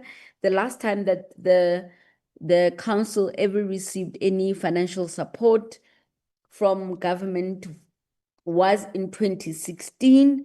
We've been engaging with the new minister, Minister Soli, who in principle has committed to support us in making sure that we can deploy what we ought to do, because as you would, I mean, I picked this thing as a chicken and egg conspiracy, because as much as we have statement 00.3 of the Act, when you interrogate it at a legislative point, it's actually a voluntarily submission, meaning all the participants and the companies that are operating within the ICT sector can choose whether to contribute to the council or not when it comes to the issues of transformation. We have also recognized that 80% of the money that we have received has come from SMMEs, meaning the larger portion of the big entities are actually not contributing to the council, irrespective of the statement 00.3, would make it very difficult for us to then deploy our mandate and do what we need to do. I'm not fond of silence, I must say, but anyway. I do We are want here, but you're soon going to run out of time. Please do Okay. proceed. Okay, thank you so much. So how we then structure these contributions is that any business that turns over above 50 million, they ought to contribute 0.015% of the money to the council, and as well as up to the lower levels where an SME has to contribute 650. I want to then quantify to say, as it sits, we averaging 2 million a year. That is actually coming from the SMEs. The reason that the SMEs do that is because they need a council certificate to apply for tenders. However, the bigger entities bypass this by applying generic codes versus sector-specific codes. We are then engaging with our counterparts like ICASA and CETA to try and curb the gap. Our ask really is for the council to be funded to deploy a compliance system, a measurement and evaluation framework and database study, because any report that we put out into the market, hence the last report was not published in 2021, was because we were asked what legal and economic expertise did we outsource to verify what we had presented. We didn't have the budget to do that. And the reason that at national, the ministry would ask for that is to ensure that whatever codes we put into the market are protected or not necessarily challenged from a legal or economic perspective. But unfortunately, we don't necessarily have the resource to argue those, and hence we're asking for support in terms of resources. The state of the sector, there is on average 106 and 196 SMEs that are operating within our sector. some informal, some formal. When you look at that, we looking at the provinces going that as much as the sector is attracting international investment, there's a disparity in allocation of the funds, because the allocations of the funds keep on being allocated to the major cities, where that then excludes inclusion of the other provinces, which we've then now drawn in to be a parity for us. And how we draw that parity is then allocating the expenditure within the social economic development or CSI funds from companies. You will note that in the table, we table out the EIP applications that have been received. And as indicated earlier, what makes it difficult for the council to actually be able to evaluate the impact is, for instance, you'll see majority of these applications, we do not have any data side of how much are they contributing to the economy, and whether that is actually equivalent of the 30% requirement that they do, because that data sits with the DTIC, and we need to resolve that. We've also observed that it has become very difficult to provide evidence to what is pronounced in the media. And for instance, you have the likes of Microsoft, who will indicate that they want to invest 1.3 billion in the country, but they then fail at the point where we ask them to provide evidence on the deployment of the funds. So those are the things that we need to resolve, so that we understand exactly how those are happening.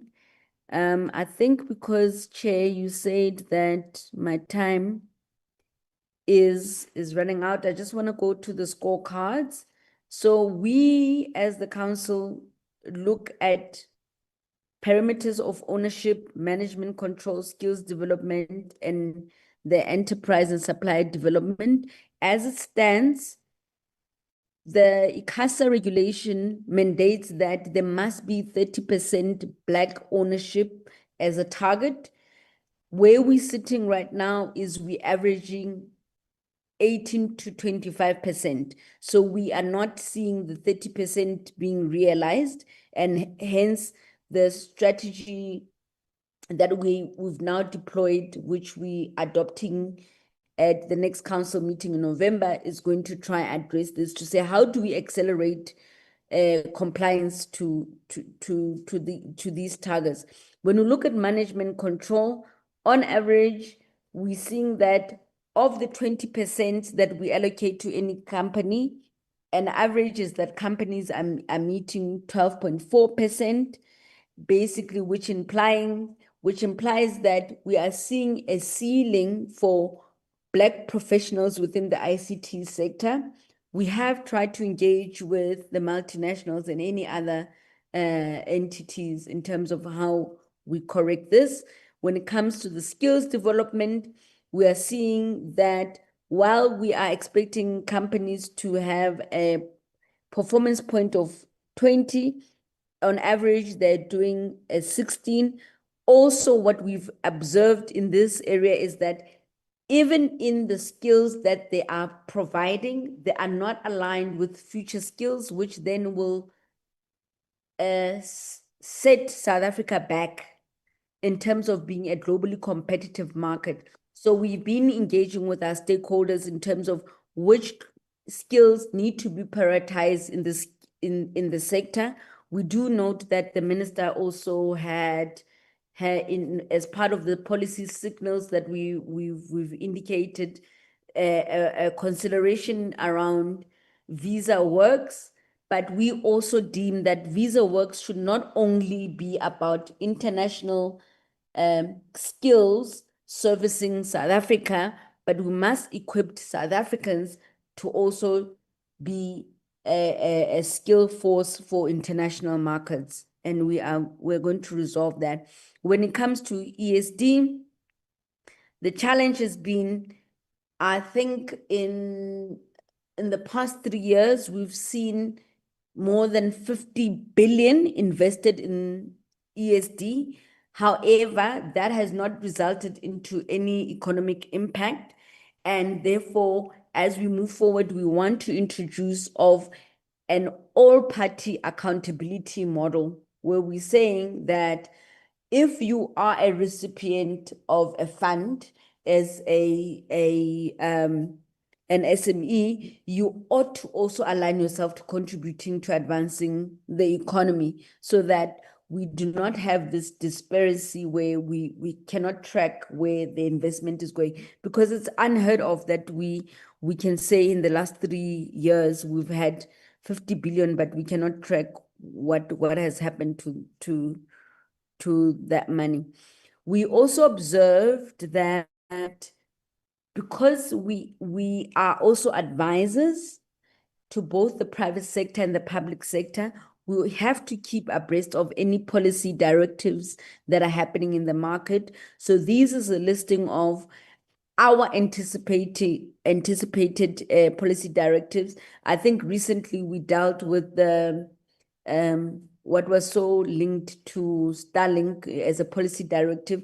We did pronounce to the ministry that in our perspective, in our view, and what we are observing is that Starlink is just but one of 5 other multinationals that are trying to take into that space. So we ought to be responsible when we bring in multinationals from a security point of view, from making sure that our local bylaws are compatible to the international bylaws. Where there's conflict, all of those need to be resolved so that we don't see ourselves at a disadvantage.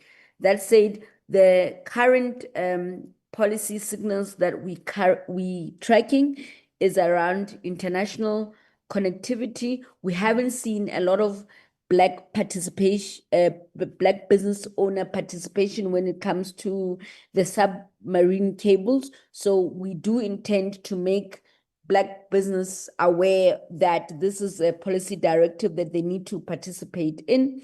There's national connectivity. Of course, SA Connect has been the lead in that. However, what we're seeing is that multinationals we are not in same agreements in terms of the definition of investments. And we've been engaging them to say investment equals a joint risk for long-term benefits, whereas they are looking for geographical markets in the country that are quick monetary services. We intend to then reshape this into their social development expenditure, because we're saying we need to move away from this ideology that says everyone who's coming into the market is an investor, because actually, as we observe it, 70% of the participants that are coming to trade in South Africa are actually not investors. They've got a license to trade, but they're not doing any meaningful investment into the country. So that's what we're also looking at. And then, and at the last bottom of it, we've shared the presentation, is around our concern with the Transformation Fund. We welcome it. We understand the perspective why the Transformation Fund has been put in place, because we have naughty beings in the market. However, the concern that we've highlighted is that when you extract that money and you put it within the department, you are now killing the access to market, which is what SMEs need, and the likelihood of any big corporates wanting to engage with the SMEs that are not directly linked to them is going to be a challenge. So we need to find a balance, because government as it sits does not have the capacity to provide access to market. But also we must also indicate that what we've observed as a risk for ESDs is that SMEs are now having less opportunity to trade with anyone, because if you take a multinational, for instance, they will only trade with the SMEs within their own ecosystem, meaning if any other SME doesn't have an open market. So that's something that we also need to review. We've also noted that over the years since the last 2012 publication of the codes, there's a lot of ICT dependent multi-sectors. Fortunately for the ICT Sector Council, we do form part of the multi-sector Charter Council. Whether that is efficient in its current form, it's something that we're working towards within the department, because we've identified that sectors like the ICT, the electricity, and the transportation sector actually form the economic basis of any sector, and therefore we're trying to find mechanisms of how we restructure our support for all of the other sectors, meaning in our anticipated report of the revised codes by Q2 of 2016, we will definitely be including a tracking system for other sectors that are ICT dependent. Chair, I hope I kept to time. It's all right. It's all right. Chairperson, I didn't give you a time at the start, so let's truly appreciate that presentation and how you then responded when we asked you to be cognizant of time. Councillor, before I open up for engagements, assuming that we didn't hear anything, what are the key takeouts that you want us to take from your presentation? If you had to wrap it up in a minute or two, what are the things? Firstly, I want you to speak to issues of transformation in the sector. I think we've heard you on the issue of your funding model. But what is your overall, what are you putting before the committee to consider when it comes to issues of transformation, whether it's BE, it's EIP, it's ESD, and all those matters? Sorry, I just want your key takeouts. Thank you, ma'am.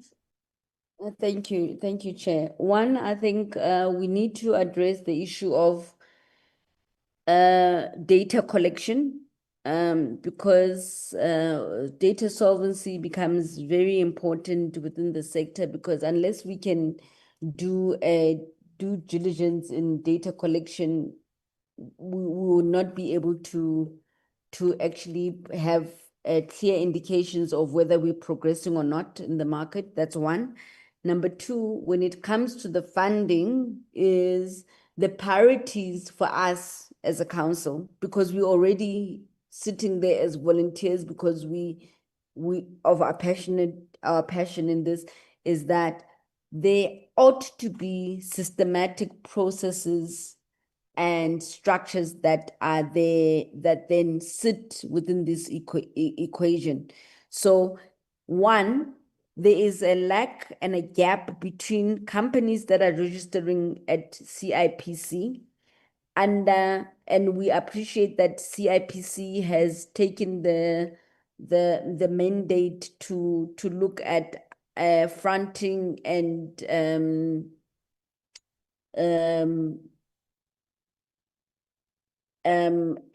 so they look at, so what CIPC has, and I think it is in the past 2 years, they've wanted to understand the last mile beneficiary, right? So one, we need to have those engagements, which means we would need a waiver for us as watchdogs to have access to CIPC and SARS, because when you say to any participating entity that you ought to contribute 30%.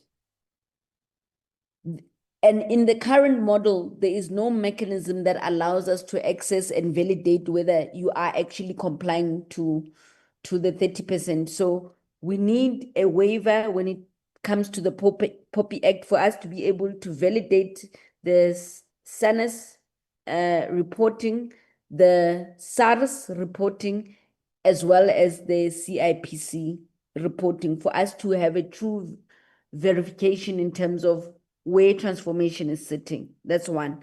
Two, like I said, outside of the data, of course, we do need to deploy expertise, because any report that comes out of council has to be economically research-based and legally based, because we cannot afford to put the minister, which in this case, Minister Soli, we cannot afford to risk putting out any policies that will be challenged, whether legally or otherwise in the market.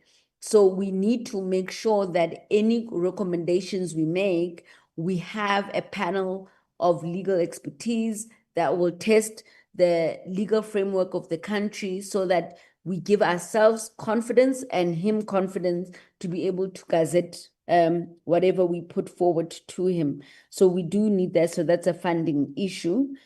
And lastly, I think one of the critical things that we've observed is there is a disparity between what international or multinational companies understand as regulations and the right to trade in South Africa, because most of them will present to us that, oh, we are a bigger company allocated in the UK, therefore we don't need to align with this bylaw. And we've presented that to the DTIC to say, we need to understand where in the construct of trade with the country has South Africa forfeited local bylaws for international bylaws, because that then makes it difficult. Our position has always been to any multinational to say, just because you are multinational, it doesn't mean you need to bypass and neglect our bylaws. And they seem to have a perspective that somewhere in some office in South Africa, they've been told that because they're bigger than the smaller businesses in South Africa, then they can bypass the laws. And then lastly, what we also need to look at, which is not an abnormality, which we've challenged the multinationals on, is that there's high dependency of the market on foreign solutions versus making investments and contributions to local IP solutions, as well as local OEMs. And therefore, we welcome the Transformation Fund if it's going to unlock that perspective. And the reason we take that position is because we're saying we are, as a country, at risk when it comes to employment, to economic growth, if we are going to continue perpetuating onboarding international solutions. One of the examples that I would like to make is with CETA, which you know is a state entity which does a lot of procurement. And what we found concerning is that the majority of the procurement is being procured from international companies that are not even meeting the transformation quotas. But we've taken the commitment, we've engaged with them that we are going to assist and also work with them to see how we correct that. Thank you. Thank you very much, Councillor. Can I check? I don't have a lot of time because I need to wrap up this discussion at the latest by 2:45. But can I check with any of the councillors if anybody would want to make short additions? Honorable Ngubane, would you be fine with that? Thank you so much. I'll come back to you. Councillors present, any additions you would want to make to the chairperson's presentation?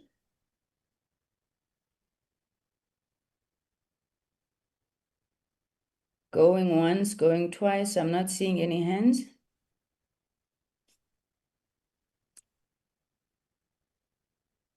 I am audible, right? Yes, Chair. Okay, so let me take it that there are no presentations, then the chairperson has adequately represented the council as a whole. Once again, thank you so much, Madam Tulo, for your very, very comprehensive presentation. Maybe just before we go into engagements, colleagues, honorable members, to indicate that we do have confirmation that the DTIC will be presenting on similar matters, especially I think some of the areas that the council does not have line of sight on the 11th of November. So maybe some of those issues we would then carry into that meeting. Honorable Ngubane, you had your hand up. Please do proceed. Okay, thank you so much, Chair, and thank you as well, Ms. Tulo, for the presentation. I think it's well appreciated. We appreciate for the presentation. Most of the questions, I will apologize if I will repeat. I think the chairperson, when she was speaking, she mentioned some of the questions, but for the sake of accuracy and to make sure that they were put properly, if I repeat them, my apology. First and foremost, as a B-BBEE ICT Sector Council, according to your assessment, is transformation being reversed or not in the country? Have you assessed that? Are we reversing or are we progressing? And then secondly, we really, really appreciate, especially the sentiments that you said, that now you're trying to move to the last mile beneficiary tracking, because that one is important. Without tracking that, we've been misled that there's an empowerment, which is an empowerment that never existed. Hence, some of the people, businesses out there are not even fond of this BEE transformation because they don't see value in it. And then thirdly, are we growing in terms of transformation or declaring, which is the same as the first question that I've said. Have B-BBEE Sector Council looked at the principle of one empowerment and one empoweree to try as really and sort out this grid that we're having, where we say we're empowering, but we keep on just bombarding one people with the same empowerment, and whereas it's like it becomes fruitless actually, and it actually even creates corruption in the country, where now these big empowerment are starting to control and bamboozle the government of how to do things, and even ban policies because they are being given bigger muscles than the others. So and as well with that one empowerment, we are tired of seeing the same face of the so-called empowerment and of choosing the big deal as well, going to the one and the same person.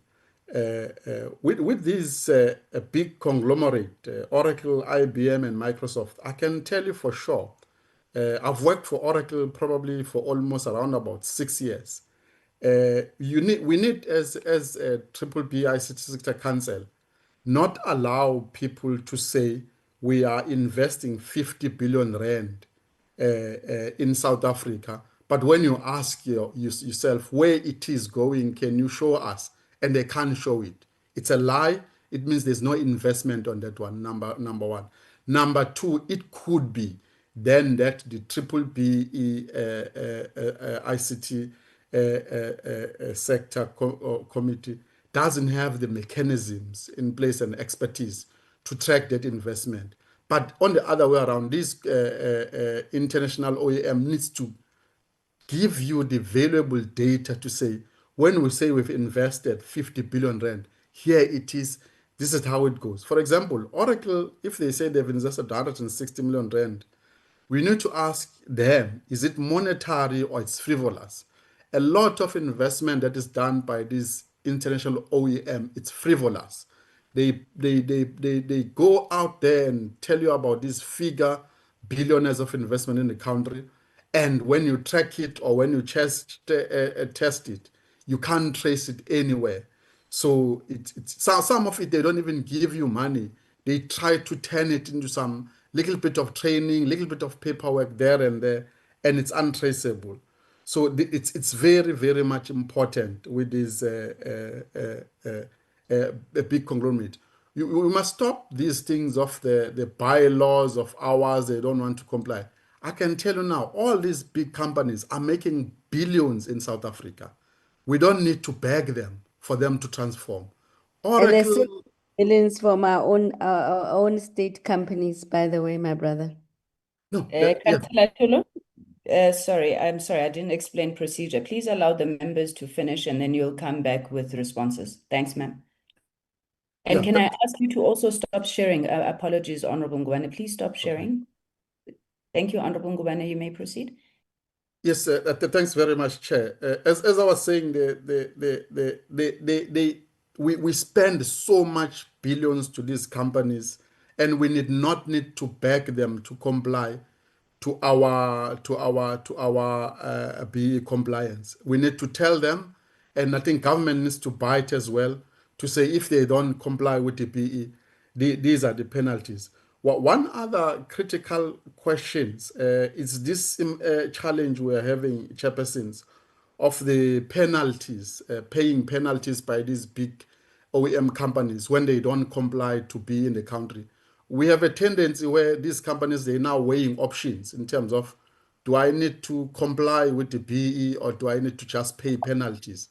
In most occasions, they've been choosing to pay penalties, which is so unfair, which means the penalties is much cheaper than really complying with the transformation or BE of this country. So we need to look at that as well to say, why are they choosing to paying penalties in terms of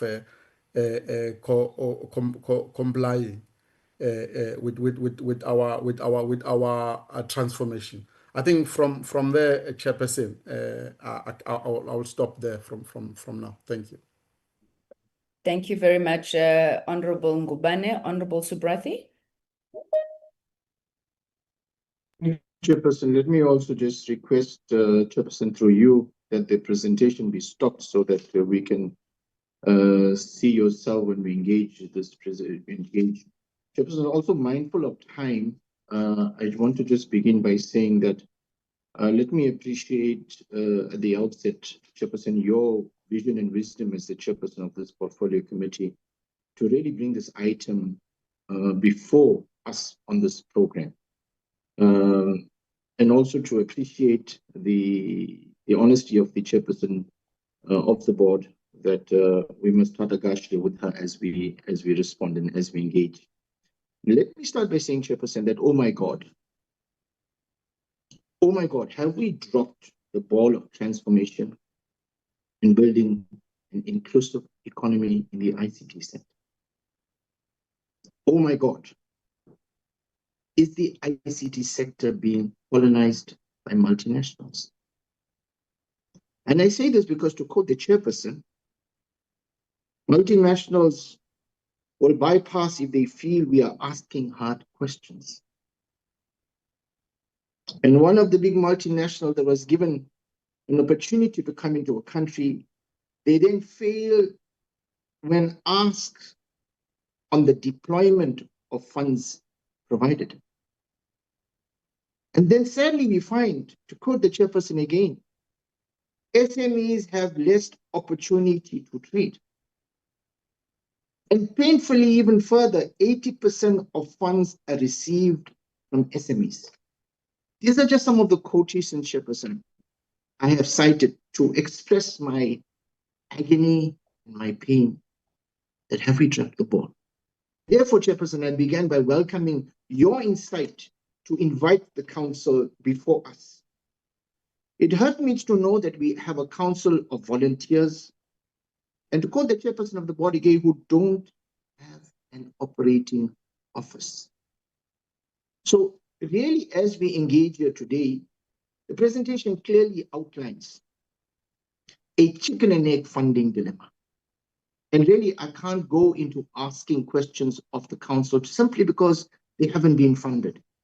We have a council in place that ought to be independent, that ought to be skilled and equipped to measure transformation, but it is not funded. And we can see here, I mean, we had a spreadsheet there of various multinationals with their values undisclosed. We have a situation, we have a council that is incapacitated because of funding. No lack of will of this, because they say we serve because we are passionate. And we have failed to fund them. So, Chairperson, I would begin by saying that as a committee, part of our recommendation should be prioritize the funding of this council, because this is critical. And I hope, Chairperson, that on the 11th, when DTIC comes before us, my notion that the ICT sector has been colonized based on what I've heard here will be allayed, and my fears will be allayed. Because as I sit here, I see retrogression in the ICT sector. Chairperson, with maybe some pointed questions to the chair regarding the EEIPs, what does the council use to ensure that these programs, like Microsoft, they deliver meaningful, lasting value beyond just public relations? And then how do you guard against them being used as a loophole to avoid genuine ownership transfer? The scorecard shows that Black ownership in the ICT has fallen. Maybe what are the evidence-based reasons? And I say that with a heavy heart because evidence is something you are grappling with. Maybe what are the reasons for this regression? So I'll take away the evidence because you've indicated the capacity is limited. What are the evidence for this regression? And what is the council's targeted strategy to reverse this trend? And maybe lastly, or second lastly, Chairperson, because you've put me on time, on a topic that's very, very passionate and close to my heart, and that is transformation. Maybe given the high informality of the ICT SMMEs, what practical steps will the council take with entities like ICASA and the DCDT to lower barriers, to simplify processes, and to incentivize those thousands of informal businesses to formally join the measured economy? Maybe lastly, the presentation notes the council is independent but appointed by the minister.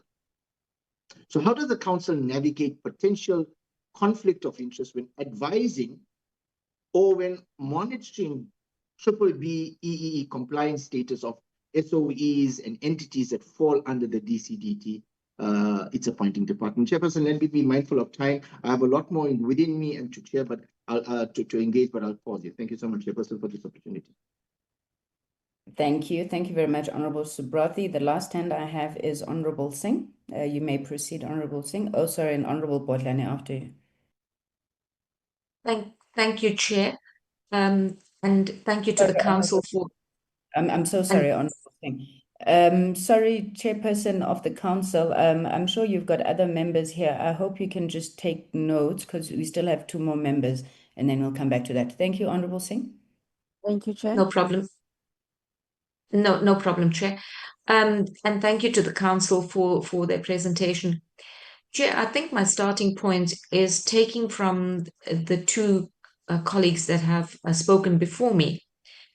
And that's the main question of whether we have succeeded in transforming the ICT sector. And I think the answer from the committee is going to be a resounding no as well. So, Chair, there's a couple of things that I just want to raise from the presentation. And it's an important observation that the EEIP program only applies to multinational corporations, which then leaves the domestic industries in the lurch. And the B-BBEE ICT Council's stats actually touch on this when they state, when it comes to measuring BEE compliance, the concentration is on a select few large corporations. And Chair, for all intents and purposes, we're talking about the likes of Vodacom and MTN. So where are the rest of the firms? On slide 21, they say, the analysis shows a significant mismatch.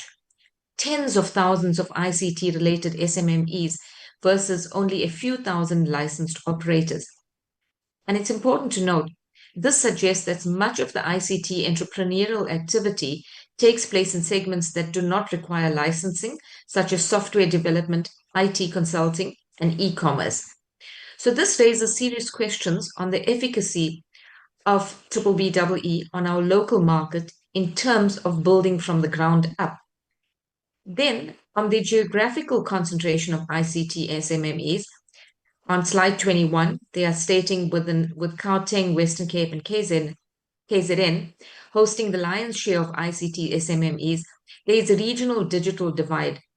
Policymakers may need to incentivize expansion of tech hubs, incubators, and connectivity projects in other provinces to seed local ICT SMMEs. So this, Chair, are some of the direct consequences domestically of B-BBEE. Now I would just like to focus on two other key insights on slide 22. The first one being B-BBEE and enterprise development, where it is said the BEE category breakdown highlights a gap in the middle, with many large ICT firms being well established, but relatively few small and micro firms make it into the measured space. Strengthening enterprise development and supplier development programs in the ICT could help integrate more QSE and EMA firms to incorporate into corporate value chains. And importantly, additionally, simplifying BEE compliance for micro enterprises beyond affidavits and increasing awareness can ensure more accurate tracking of transformation at the lower end of the sector. And the second key insight is the Lucas paradox in the South African context. It is not just about why capital doesn't flow in, but why, even when it does, it fails to produce microeconomic impact. Jobs, enterprise growth, and inclusive participation. Yeah, I just want to say that again. It fails to produce the microeconomic impact, which are jobs, enterprise growth, and inclusive participation. So to deal with the systemic failures and transform the sector, what becomes important are some of the Council's recommendations. And on the reforms and impacts, they recommend, again, amongst others, on slide 25, the following. 1, support for PPPs, roll out subsidies, streamline rights of way, remove barriers for satellite entrance, introduce alternate BEE compliance paths. And some of the impacts will be that there will be new players in rural broadband, and we will have the reform of rigid BEE ownership rules. So in conclusion, Chair, even the Council admits that the existing B-BBEE policies have failed to meet its objectives, and that we need to introduce alternative BEE compliance paths. Well, I wouldn't say BEE, but other alternate compliance paths. So with the ever-increasing unemployment queues and low economic growth, it is imperative that our topmost priority should be to formulate these alternate compliance paths to achieve the transformative impact that we all wish to see.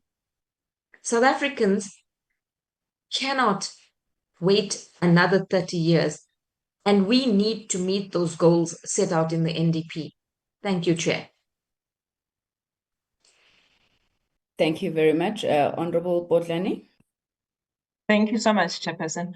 Chair, I do have a few questions, so I do beg your indulgence. Chair, with the layering leadership crisis that we are experiencing at the Council, what mechanisms and what structures are there for DCDT to have an opportunity to somewhat hold the Council accountable? And I use the word accountable loosely, because DCDT is, of course, the main stakeholder. And I think with the analogy of the chicken and the egg, Ms. Tulo has really explained to the committee the sort of support that is needed. And at the core of it is the financial model that needs to be reviewed. But it is also my understanding that the financing of the Council was during the incubation process, which was the first 4 years, and it has to also now generate its own income. How is that going? how is the council looking in terms of its finances locally? And also, maybe as a governance process, where does the council report on its financial matters? Because we only saw one slide and we haven't seen the council, I think, in over a year. And this, I don't think it's really them accounting, but it's just them giving information to the portfolio committee. So at which point do they then speak to the public about their funding? And Ms. Tulo makes a point about companies contributing 4% of their net profit. Is this figure correct? And is it for both local and international companies? Ms. Tulo also made the point that Minister Solimalati has committed to helping the council. Could she just elaborate on what sort of help the minister has promised? Because with everything that has been said about the dysfunctionality of the council and the DCDT not necessarily having a line item or funds that they could pass through to the council, what sort of assistance and commitment has been made to the by the DCDT, and how will that assist in the organization, the council, as it were? And I ask this, Chair, with the greatest appreciation that what we are hearing from the from the council is that with legislation such as BEE, the ICT sector has not been transformed. We are sitting here today where we are not sure, we cannot really see the return on investment that the country has made on the monies that have been spent. And BEE was supposed to be a vehicle post-democracy. And there's really no questions about that to say it was necessary for us to redress the injustices of the past, to have a legislation that will bring in Black people as industrialists. But what we are also hearing from the custodian of the sector on BEE is that this has not happened. We are still having international conglomerates having the technology and the abilities that we have failed, even with this legislation, to really position ourselves as a country. So the question then becomes, do we continue? And as Ms. Sin says, is it going to be another 30 years of us holding on to legislation that really has not assisted in the with the momentum that was necessary for us to really redress? As are we going to then continue and not be honest about how we really need to reposition ourselves so that we can also import the sort of things that are being exported into our country? Because even with the council, we do not talk about what we are exporting as South Africa, but we are bemoaning the issues of how we are now having to, for example, on satellite technology, to import those sort of technologies, because we have not created those industries. And I'm really making the issue, and with appreciation of the changes that have been at the council, and Ms. Tulo having said that she has been at the council for a year now. With the applications of the EEIPs, generally, what is the turnaround time? I saw somewhere you said in the past 3 years, the council has received 3 EEIP applications over the past 12 months. So the question is, what would be the turnaround time? And how are you happy with that turnaround time? Is there any way that we can improve on that turnaround time? And how is that turnaround time impacted by the capacity of the organization? And what stopgap measures are you putting in place to improve on the turnaround time of those applications? And obviously, the council, I'm going to make an educated guess and say they do report to the portfolio committee on the DTI. How are they responding to the evidence of the failures of the BEE to transform specifically the ICT sector? And of course, others. And this is something that is in the public domain, to say only a few people have benefited from the legislation of broad-based economic empowerment. Again, I'm happy to see that the council does do a lot of research and development, and based on your own research, Am I correct to say your own research is also pointing to the point that the transformation has been slow, and that the council is what is your own research saying about equity equivalent? Are they producing what they should be producing? And I don't get a sense that you've got teeth to really oversee, and this is the point that Honorable Ngubeni was making, to oversee the end product of what would have been agreed upon with the respective companies on what their obligations would be based on the EEIPs.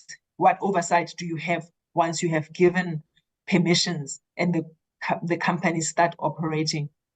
And I think for me, please provide practical examples when you talk about compliance with the code is voluntary and discretionary, although licenses and concessions are dependent on levels of compliance within the code. I think that is a loaded statement, which I think I would appreciate a statement to an example to say company A comes, but while it is voluntary for them to get compliance certificates, they need to adhere to this and that. Because again, for me, I'm not quite sure why would that be the case if you are going to have an organization like yourself, which is going to be a custodian, and then you have voluntary participation. So if you could just maybe give me a practical example, I think I would have a better appreciation of that sentence that is part of your presentation. So let me stop there and thank you. Thank you very much, Honorable Bodlani. Honorable Alicia, please don't follow the example of Honorable Bodlani. We need to wrap this up quite quickly. Please come in, Honorable Alicia. No, thank you very much, Chair. I will not do it. I promise. But I do have a poor connection problem, Chair. Allow me to switch off my video. Problem, madam. All right. Chair, I think my colleagues have largely covered me. I have just 3 questions. Chair.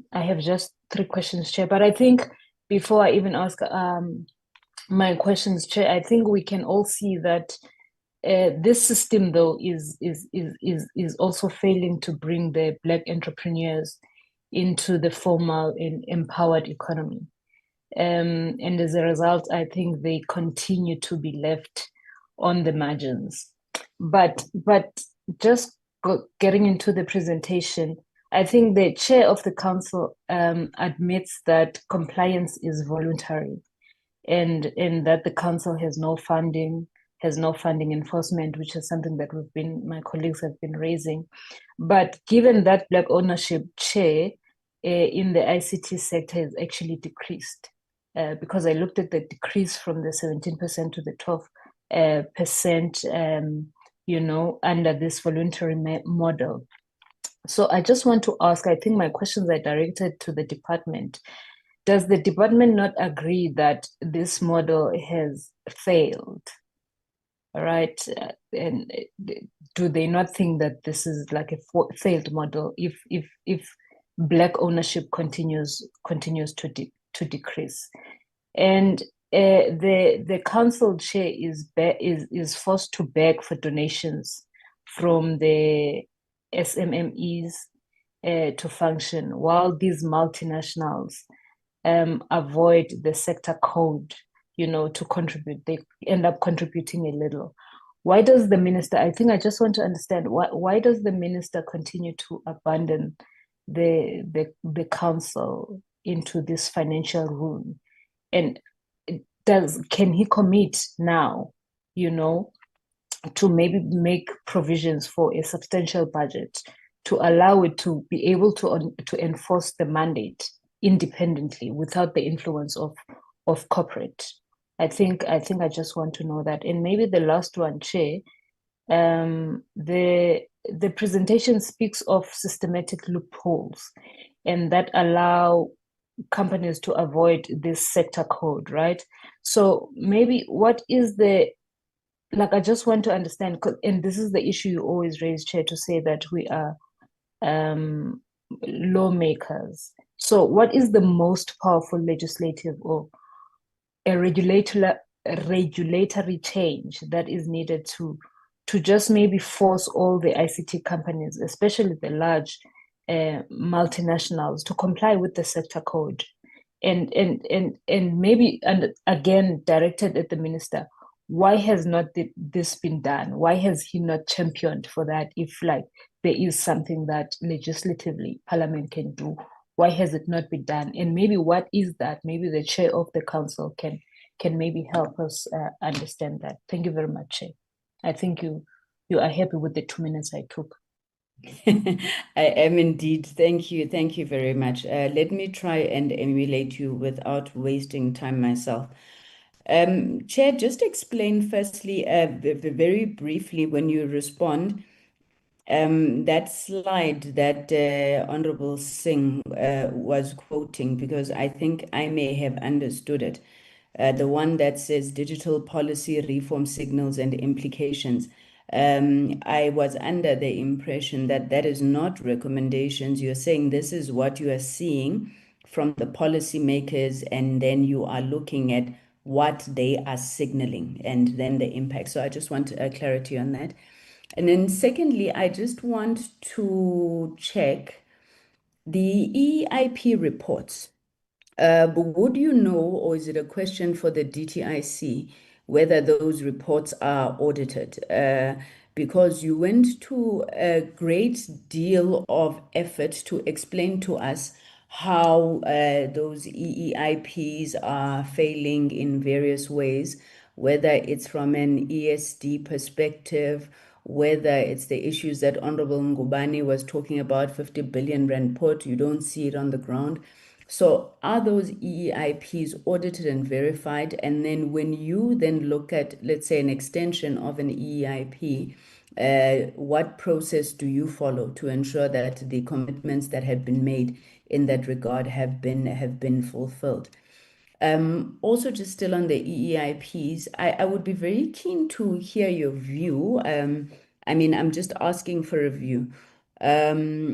On EEIPs, in the event, you mentioned this whole Starlink issue. In the event that, EEIPs were introduced in the ICT sector through amendment of the ECA, you have MNOs, for example, that say that they would want regulatory parity, which means that they would also want to move away from ownership to EEIPs.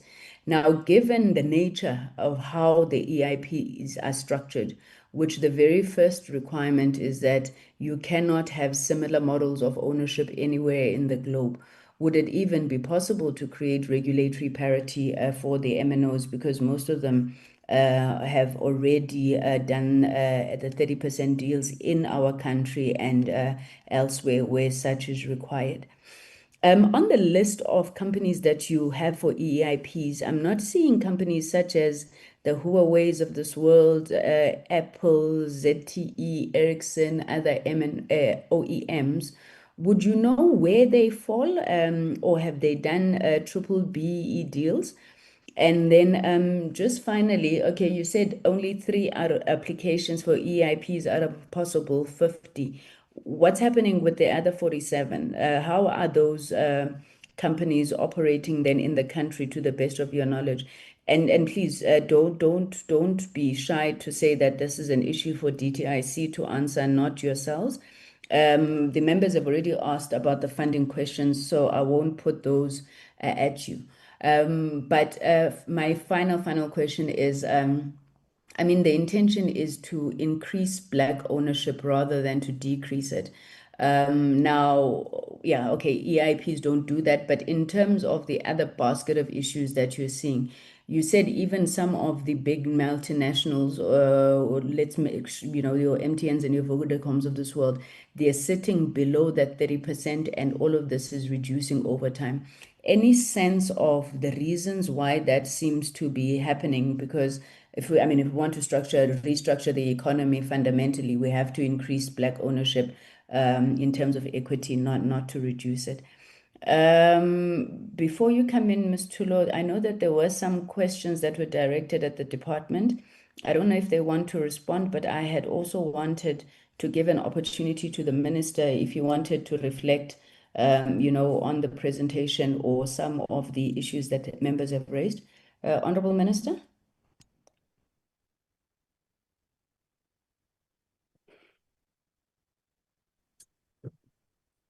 Thanks very much, Chair, and thanks to the Council for that presentation.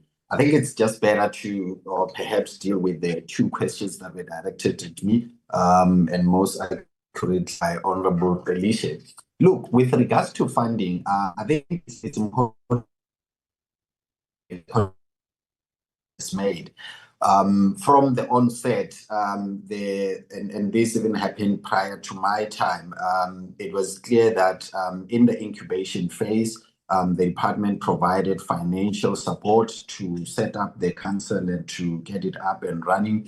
And most recently, we also made provision to fund their strategic plan. And part of that would then be the expectation that the strategic plan will lead to a production of the funding plan that will then inform, the extent of resources that they need and that they would need to run their activities. Because at this stage, it's not codified in any aspect of law or regulation with regard the prescriptive funding from the department.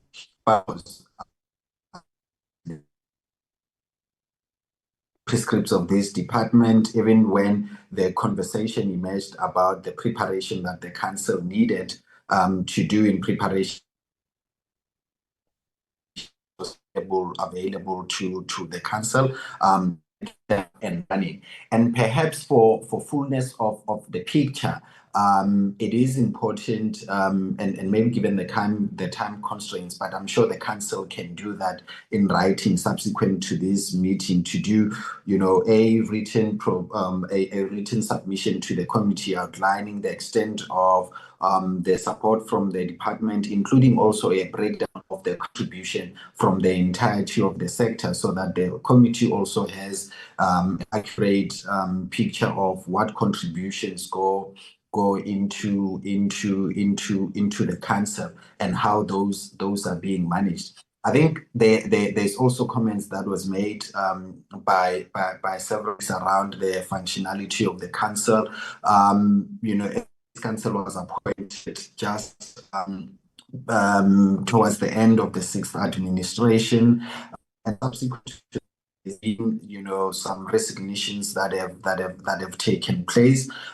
From the department's view, it's been that I think it's been up to 6, but that those haven't contributed to a deterioration of the capacity in terms of the composition of the skills that the council would need to be able to do their work. I think what is important for us is ensure that, and I think Honorable Bodlani asked the question around turnaround times for assessing and making recommendations to the department, because the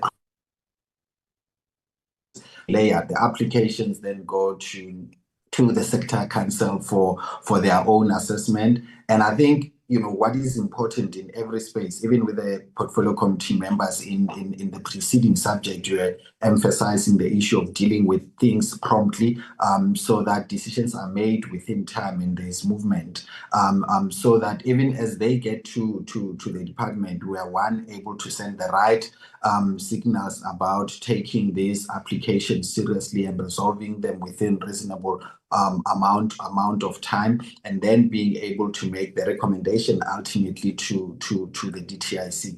I think, Chair, the rest of it was commentary from members of the PC, and that's taken in good stride. I think, if you may allow, if I can just invite the team from the department through the acting DG and Mr. Moto, who has been the lead person on liaising with the council in terms of the specific engagement and support with that the department has provided to make sure that for bodies that are equally set up, we do that. But there's also information sharing that I think it's useful to also see of how previous council have also functioned, particularly in dealing with the funding question and the resource element, so that there is a complete view of the difficulties that exist, but also the understanding with which the council was established and how it would operate and function with that support from.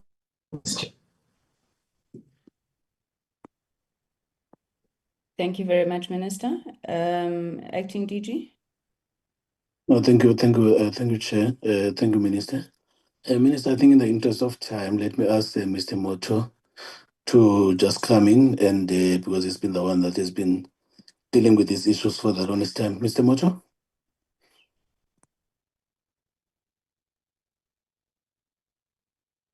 Good afternoon. Apologies. I think for my side, it's sufficient to say I'm in constant communication with the council, trying to identify areas where we can support each other. And the issue of report, the challenge here, especially in terms of EEIPs, maybe it might not have been clearly articulated, is that the issue of having sight of implementation reports, because that only gets submitted to the council. And that is the kind of situation where we have had, to some extent, conflicts with the multinationals. That's why even where the minister had indicated that he supported the EEIPs, he wrote a letter specifically to this multinational to say it is conditional upon those multinationals first sharing an implementation plan that demonstrates annual targets, so that when they report to us, we are able to determine whether they are implementing or not. That has been the challenge that we have not been having, because they had usually indicated that they have non-disclosure agreements with the Department of Trade and Industry, so they can't share with anyone. So that is a common frustration we have had, but we are also resolving it with the DTIC, who have seem amenable to enabling us to be part of this process. The other challenge with EEIPs is that, which is what we are also solving with the council, is the creation of a framework that can be shared with the multinationals to be able to know that these are the specific expectations by the council in terms of what they submit, so that you don't have this back and forth situation where the council asks for certain information and the multinationals say they cannot provide that information. That we are also, like I have said, we got this communication between the council and the department to try to find feasible ways to address the existing problems. But we do share some of their frustrations. Obviously, as Minister has indicated, we could only fully fund the council during incubation. And the second council has been able to raise funding. I'm sure the council will explain how they expanded it to promote transformation. We believe that there is opportunity to engage the industry once we get the funding plan from the council, because we are aware that there are many industry stakeholders that are prepared to fund the council. In terms of transformation monitoring, the council has, I think that the last transformation report we got was about a few years ago. And in our engagement with the council, they have indicated that they are trying to address this problem. And we are expecting a sector monitoring report at least earlier, the first quarter of the next year. That's what they have committed. And those are the things that, but generally, we have been engaging with the council on a regular basis with the members to try to placate the gaps that exist and to try and strengthen and because we don't enforce, we communicate with the council to strengthen certain areas of governance and financial accountability to ensure that we are able to monitor transformation in the sector collectively. And I think we are working towards that. Thank you. Thank you, Mr. Moto. I thought you were going to close that off and talk to us about enforcement rather than monitoring. Is there okay, maybe quickly. If you say enforcement, you mean the council? No, Because sales or at the government. sector, Yes, Yes, sir. the annual monitoring report is supposed to serve as a basis for engagement with the sector, because what we don't want to do is to go to the sector and say transformation is not happening when we can't put tangible information before them. So the annual monitoring, because it will say in terms of ownership, here is a problem in terms of enterprise development. But now we don't have a tangible report that we can use to do that. So once we get the annual monitoring report in the first quarter of next year, we are able to do that, because the reports themselves have had a consistent pattern where women and people with disability have been the transformation in that area had been reducing on an annual basis. So that was supposed to be the basis for engagement. But right now, I'm talking about a report that we got about 4 years ago. We don't have clear evidence of the status now. That's what we are waiting for. Thank you very much. Councillor Tulu, may we come back to you then for responses and closing remarks? Thank you, Chair. And I would like to appreciate and start at the point of enforcement. If you look at how we've positioned the legislative framework, is that currently there is a lack of enforcement. So everything that we do as a council is suggested. And I think I was asked at a particular time to say, where does the legislation come in? We've also noted that even in our efforts to do the reporting, the 2021 report that was submitted to the department was never published, one. And the response, therefore, was that we needed to back our report with ensuring and evidencing that we have had it's legally sound and it's got economic soundness and all of that. That would require that for us to have independent economists and legal advisors to test our assumptions, which in the current structure we were not able to do because of limitation of resources. And then the other thing was around the fact that when we talk about the reporting as well, we did indicate that the last report indicated that only 0.003% of the sector actually responded and complied with reporting, because as it sits, it's suggestive. There's no punitive measure of any company within the ICT sector not submitting reports or anything else. So basically what we're saying, if you look at the legislation currently, whether it comes to the companies reporting or contributing to council, it is recommended suggestive, it's not punitive, which means anyone can choose whether not to participate or not. Hence, I said anyway, there is no one who's going to pay a policeman to come handcuff them, right? So when you are then asked to say we must go back to these entities to provide us with funding to regulate them, it then becomes questionable, because how do you ask the same person that you need to audit to be your funder, because then they take the advantage that because it's not legislated, it's not punitive, therefore I can ensure that I strangle you from the support so that you're not able to do what you ought to do, right? And then the other thing around the data content in terms of us being able to look at the impact I made an example, and thank you to one of the colleagues that picked it up when I spoke about the Lucas paradox, which is an economic perspective to investment, is that in South Africa, we are often given these, as a council, we often shoved down our throat that we are delaying investment. And we've said, can we please start redefining as a sector what investment is versus what a license to trade is?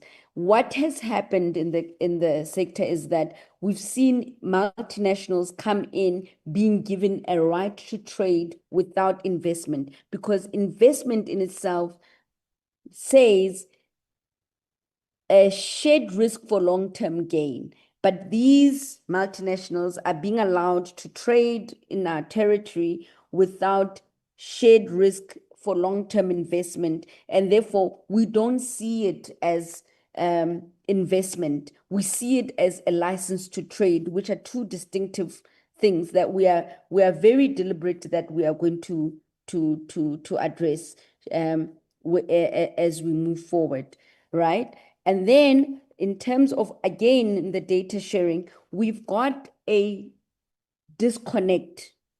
And I don't want to even blame the DTIC, as my colleague, Mr. Moto, was saying, that we've been trying to push hard as the council, together with the department as DCDT, to gain access to the data when it comes to EIPs. That data only sits with the DTIC. Hence, our communication to the DTIC was to question at what point was there any communication to multinationals to say they have no reporting obligations to the DCDT and us as a council. Because what then happens is that if we don't have sight from the department and us as council, it means they then use the generic codes to enter the market, and then there's no impact at a sector level. So that's something that we still trying to resolve, as I had indicated. Also, when we talk about accountability, I want to speak about that. Remember, as a council, we are independent, therefore we are neutral, whether to government, public, private, we are neutral to that. So when policymakers like government present policies that we think will hinder progress in the country, we will advise, right? As much as we will also advise where independent companies are not coming to play. What we've also seen is that multinationals and investors in the country are becoming more and more frustrated. And this is not even unique to the ICT sector, because as a chairperson of the ICT sector, I also have the opportunity to sit at the multi-sector Charter Council. What the frustrations they're bringing up is also that, why is accountability limited to us and not to the beneficiaries? So forgive me for saying this. We've got this habit of we deploy 10 billion to SMEs, but those SMEs do not understand their own accountability to contributing to the economy, and therefore they think it's a quick rich scheme, which we cannot perpetuate, right? Because at the core of anything, we're saying we exist to ensure sustainable economic growth by participation of the majority, and in the context of the majority, that being Black people. Therefore, we will protect economic growth at all fronts, So every stakeholder in the ecosystem has to be held accountable, whether it's a multinational investing in the country or recipient of those investments. Everybody has to be held accountable. Now, the other thing that came to question was around the policy signal, right? There is a thin line between what we do, because we ought to be independent because we are constituted under Section 9, right? However, there is a temperament and a perception that we ought to be reporters or be aligned with the ministry, which unfortunately will not serve the industry too much if we dissolve our independence. We need to maintain our independence where either the private sector or the public sector or the ministry is going in a direction that where we feel that we ought to advise. I will make an example with this instance. When the policy directive agenda came through, we as council reached out to the minister. We said, we don't want to have a public conversation. We would like to have a meeting to give you our perspective on this thing. By the way, we also want to make you aware that Starlink is not the only participant who's interested in this view. And we also not anti-reform, because reform is very important for South Africa to be able to be globally competitive. So we ought to find a table where we appreciate the objective that we coming with. And Chair, please allow me to use this language that I always say to my council members. I always say to them, isianyova iphelile. Like burning tires and all of that, we are in the global economic where we are fighting and arguing intellectually. We're not burning tires anymore. So you ought to understand that you don't come to a forum just barely saying, yeah, it's because Black people, it's not about that. It's about, it has to have some intellectual soundness to it, right? And that's what we've always been saying. Ours is to protect South Africa's growth.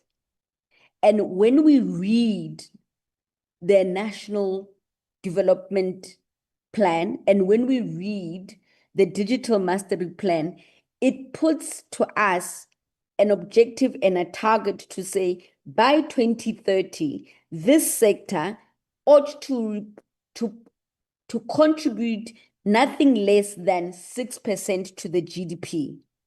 Therefore, we need to then say, if that is the target, what ought to happen?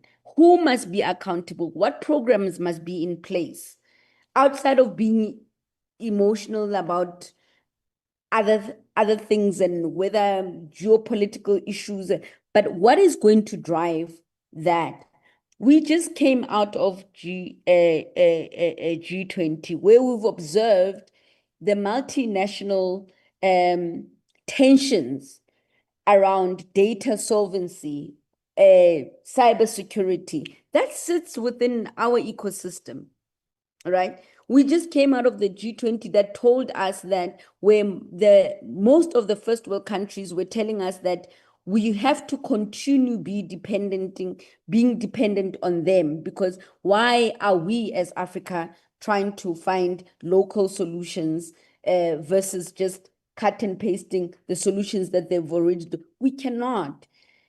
I always continuously say the reason I do this and I'll do it for free is because I'm highly concerned of the fact that if you have to go back to data, we are importing a large amount of international companies, which creates an economic deficit in our country versus growing local businesses that we can export into the international market, meaning we are in a digital slavery era. We are in a digital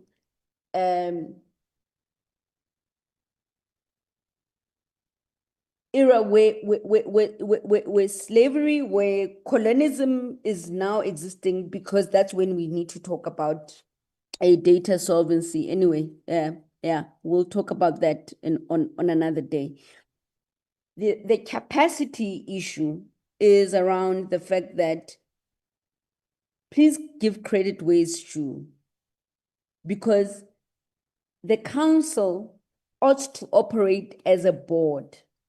Some of us come from private sector, right? So this thing is a board, but we find ourselves where we ought to be unpaid full-time employees, but also deal with board issues. So all we've said, I think, by the way, as the ministry has indicated, they did support us in assisting us to host our strategy session. The way we were so financially strapped, my personal company operates in strategy development. I said to the council, I'll get my team to do the strategy for free to council to do that. That's how committed everybody is in the council. Other council members have done the same, where they said, I will take resources from my own company to make sure that this thing works, right? So it's not it's because we are passionate to seeing this thing change. One of the councillors or portfolio members indicated that this seems not to be working. Why should we even be considering this thing? And I want to give you an economic response to that. This is not a racial agenda. This is an economic agenda. If you understand the basis of economics, where you have a country where the majority of the citizenship are not economic participants, you have a dying country. It just so happens, as the economic mindset of me says, it just so happens that the majority of this country are Black people. So I don't even want to contribute that to a racial conduct where we have certain members thinking that this is about Black and white. It's got nothing to do that. It's an economic formula. Let's go study economics. Where you have majority of the citizenships not being participant and contributing to the economy, you've got a failing economy. So there's no racial tensions about that. It's an economic principle. We will fail if we don't bring the majority along with us. And that's the principle of it at an economic level. We then As you move to wrapping up, Chairperson, as you move to wrapping up, Chair. Yes, thank you, Chair. And then finally, I wanted to say that the reason why we've also been not being able to make advancements is because the legislation is suggestive and not punitive. So we would appreciate where we get support to get more punitive legislations, where we can move away from seeing 0.003% of the sector complying to reporting. The reason they're not complying, the reason they're not even making their own financial contribution is that it's optional. It's not punitive. Do you want to trade in South Africa? Yeah. Do you want to contribute to BE? So we're asking that this portfolio committee resolves that, and in the long term, then there will be no need for us to even come begging to Parliament or to the department for additional money if it becomes legislative. as part of compliance. Thank you, Chair. Thank you very much, Councillor Tulo. Colleagues, we really need to move off this topic. I'm seeing iPad. I don't know who iPad is, so we won't be entertaining that unless. Sorry, it's Katharina. Katharina, I'll give you 1 minute, Katharina, please, only because I suppose as members of council you would want to say something, but please, I've really run out of time. Thank you. I was just asking for the opportunity for us to supplement the written submission. Thank you very much, Deputy Thanks. Chair. That is granted. I think the Secretariat will be in touch with yourselves. Medulo, I will forgive you because it's your first appearance in Parliament. But the wording, some wording, like it's not because you're those are very unparliamentary things that we don't say here. But thank you for your engagement with us. And yes, we can see the passion and hear of the challenges that the council is facing. I can promise you this is not the last time you will be appearing before the Portfolio Committee, and we would obviously want to engage on some of the reforms that you think need to be done to look at these matters. I mean, the Minister did raise a number of things, as well as the officials from the department, in terms of lack of data, lack of enforcement, and so forth. But thank you very much. And you may be excused, but you are welcome to stay for the last part of our meeting, where we're going to receive a report on the committee's strategic plan. Let me also thank all the councillors who attended with you, and we really look forward to reading your written submissions. I think they're quite important. Thank you, Madam. Colleagues, can we then very quickly move to the last item? I'll take you now, Honorable Ngubane. The last item is going to be on the presentation of the draft strategic plan, and I'm going to ask that the Secretariat puts it up in the meantime, and whomever's leading gets ready. We may not have time to fully interrogate it in this meeting, but at least let's receive the report, and then we'll look at how we're handling it from there. Honorable Ngubane? Yeah, thank you very much, Chairperson. I don't know where my letter fits in, Chairperson, because it borders around this next subject about the strategic document that we're going to discuss now. But I leave it up to you, Chair, to Thank you. take us through where it fits in. Yeah, thank you for that reminder, Honorable Ngubane. Sorry, I think because I was chasing time, I forgot to introduce the issue properly. Honorable members, you remember that we had the strategic plan where we sat for a number of days putting it together in terms of what should be the focus areas, but within the overarching parliamentary strategic planning framework, which we used as the basis. Now, as we were in the process of finalizing this to be brought to the committee for consideration, we received the letter from Honorable Ngubane, which I shared with all of the members. I don't want to put words in Honorable Ngubane's mouth, so I'm going to give him a minute or two just to speak to the essence of his letter. But the issues that he was raising, we thought that are important, that they are considered as we look at the strategic plan. So are we aligning with what Honorable Ngubane has raised? Are we not? Should we then, in the process of finalizing the strat plan, look at how we tighten some of those concerns that the member has? Honorable Ngubane? Yeah, thank you very much, Chair. I think after as well I've gone through the strat plan document. Most of the items I've deliberated on the letter are more in alignment with the discussion that I think was done on the strat plan. The disadvantage we said, Chair, that I saw, I think it's even covered on the strat plan document where some of our members here, we are being disadvantaged of fully participating in this committee because of clashing of committees. But as we would like to participate all the time, but there is that challenges, and then it's put on one of the line of the challenges of the committee. So my letter really was delving into some element of trying to reposition the committee to make sure that it truly moves into most of the critical part of this committee.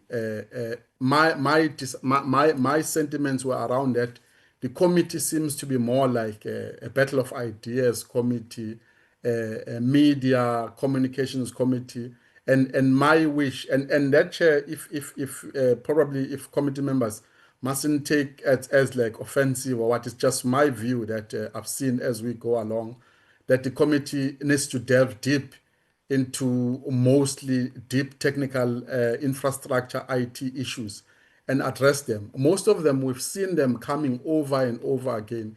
And even on the issue of General Mkwanazi, you saw the issue of abuse of social media where it caused people to die. But there was one sentiment to say there is this social media management that we can do, which hasn't been tested in this country, whether it works or not. There are other many issues where I feel that this committee tends to turn a blind eye on it. And these matters are a heartbeat of this committee and a heartbeat of this committee to contribute into the country's dynamics, things that happen in the country. Other major examples are IJS, Integrated Justice System. You see things that are happening, Chair, chaos that we're having in this country. The main point that it is there again in our IJS, as this committee, we need to bring that project too close to us and track it on where it is, how far it is, and make it our baby so that we address many ills that are happening in this country. The other one is IFMS as well. The corruption financially that is happening in this country, where people think that now they are intellectuals of how to siphon government's monies and how to do manual things, spreadsheet and everything. These are projects, Chair, that have been parked, deliberately parked, to avoid accountability. I can go on and on, Chair. The others are OTTs that are milking this country. This government is supposed to be like other countries, getting humongous tax incentive benefit from these international OEMs companies that are coming into this country, do as they please, get away with murder, don't pay tax, and milk so much money. Exploitation of labor by tech, Ubers and everything. So my gist, Chair, was that I feel that this committee is hands off on these heartbeat issues that are affecting the country, where we need to be hands on them and make sure that we call these people to account and we get involved as this committee so that we add value in directing these issues, that if we shy away from dealing with them head on, we are doing a huge injustice as this committee. That was my feel, Chair, about it. Hence, I said, let me write a letter to you and the Chair of Chairs to express my dissatisfaction and request to say, is there a way, while we're doing the strat plan document as well, to realign our committee to start now to get involved into the meat issues of the ICT technologies of this country, so that we are not the one in this committee that seems to be dropping the ball and not making sure that all these ills and corruptions and chaos happening in this country, technology needs to be at the center of it, and we are not found anywhere, Chairperson. Thank you. I think in a nutshell, that's what my letter is saying. Anyone can explain it in a different way if there is input, Chair, that anyone wants to have it. Thank you very much, Chair. That's my summary input. Thank you. Thank you very much, Honorable Ngubane, and thank you for taking your time to raise issues that you think are critical to the functioning of the committee. May I suggest that we go through this presentation? We will give 20 minutes to the committee advisors to take us through the presentation. And where then there's a feeling from members that some of these issues that you are talking about need to be lifted or added or whatever, then we can do that at the end. And if we don't complete, we may just have to see how we handle that, maybe defer the finalization and the adoption of the report to the next meeting. I'm not sure who's leading the presentation.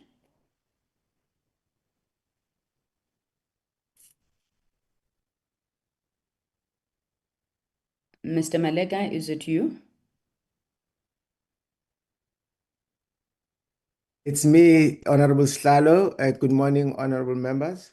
I will be leading the presentation. Of course, I have the support of our team behind the scenes.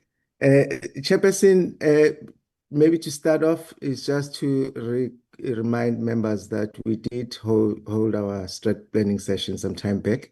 And of course, it's aligned to the broader goals of Seventh Parliament as adopted. And therefore, it's safe to say, Chairperson, that our strategic plan really is on the basis of the Seventh Parliament, and that our vision is really to promote the transformative Parliament with a mission to ensure that there's lawmaking and accountability.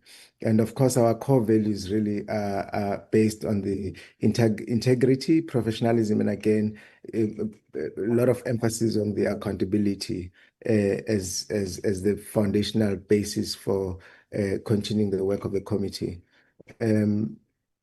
I forgot to ask, Chair, if you can actually see my presentation, because I don't see it moving also on my side, but I'm hoping that you can.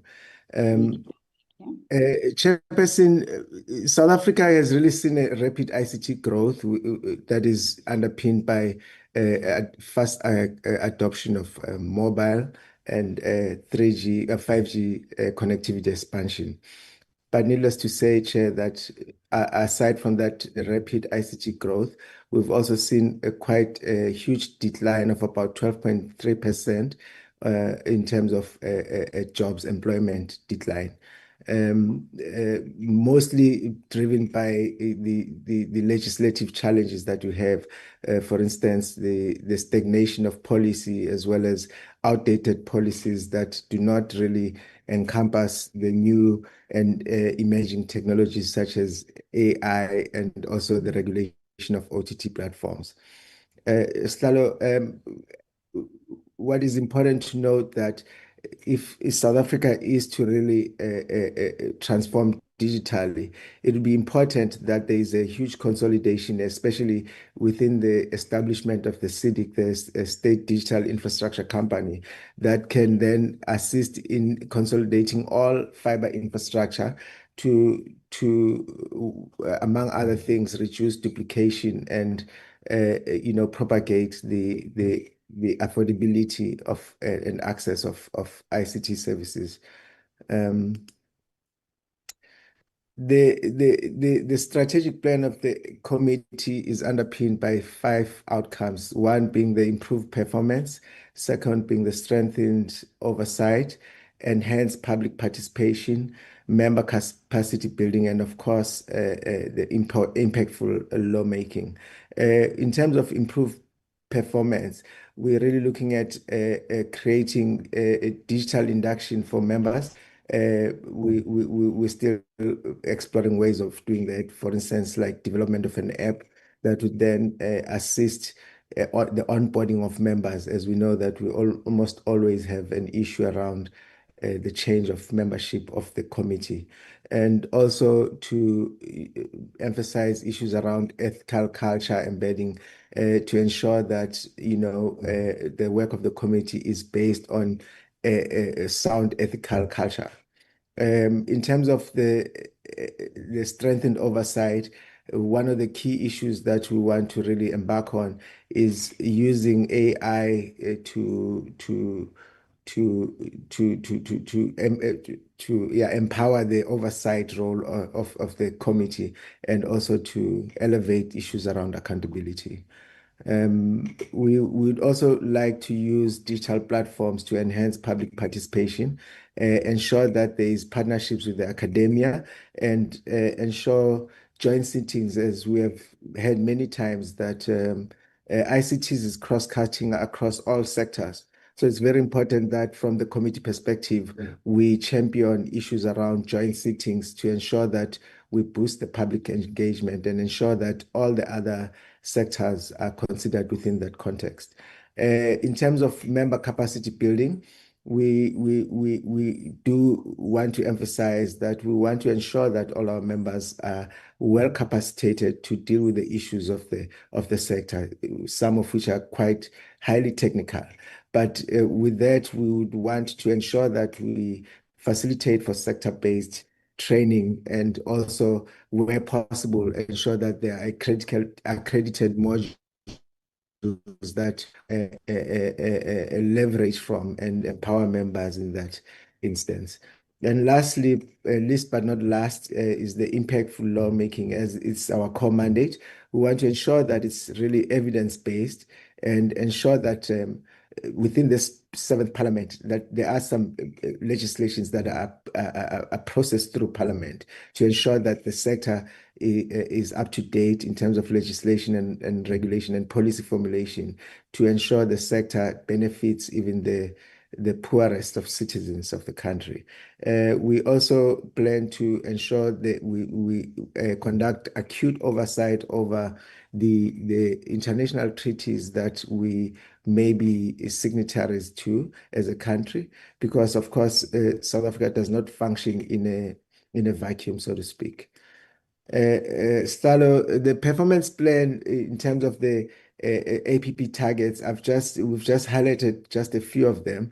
I've already spoken to the launch of the digital induction toolkit, which will be something that we plan to achieve within this financial year, this particular performance plan.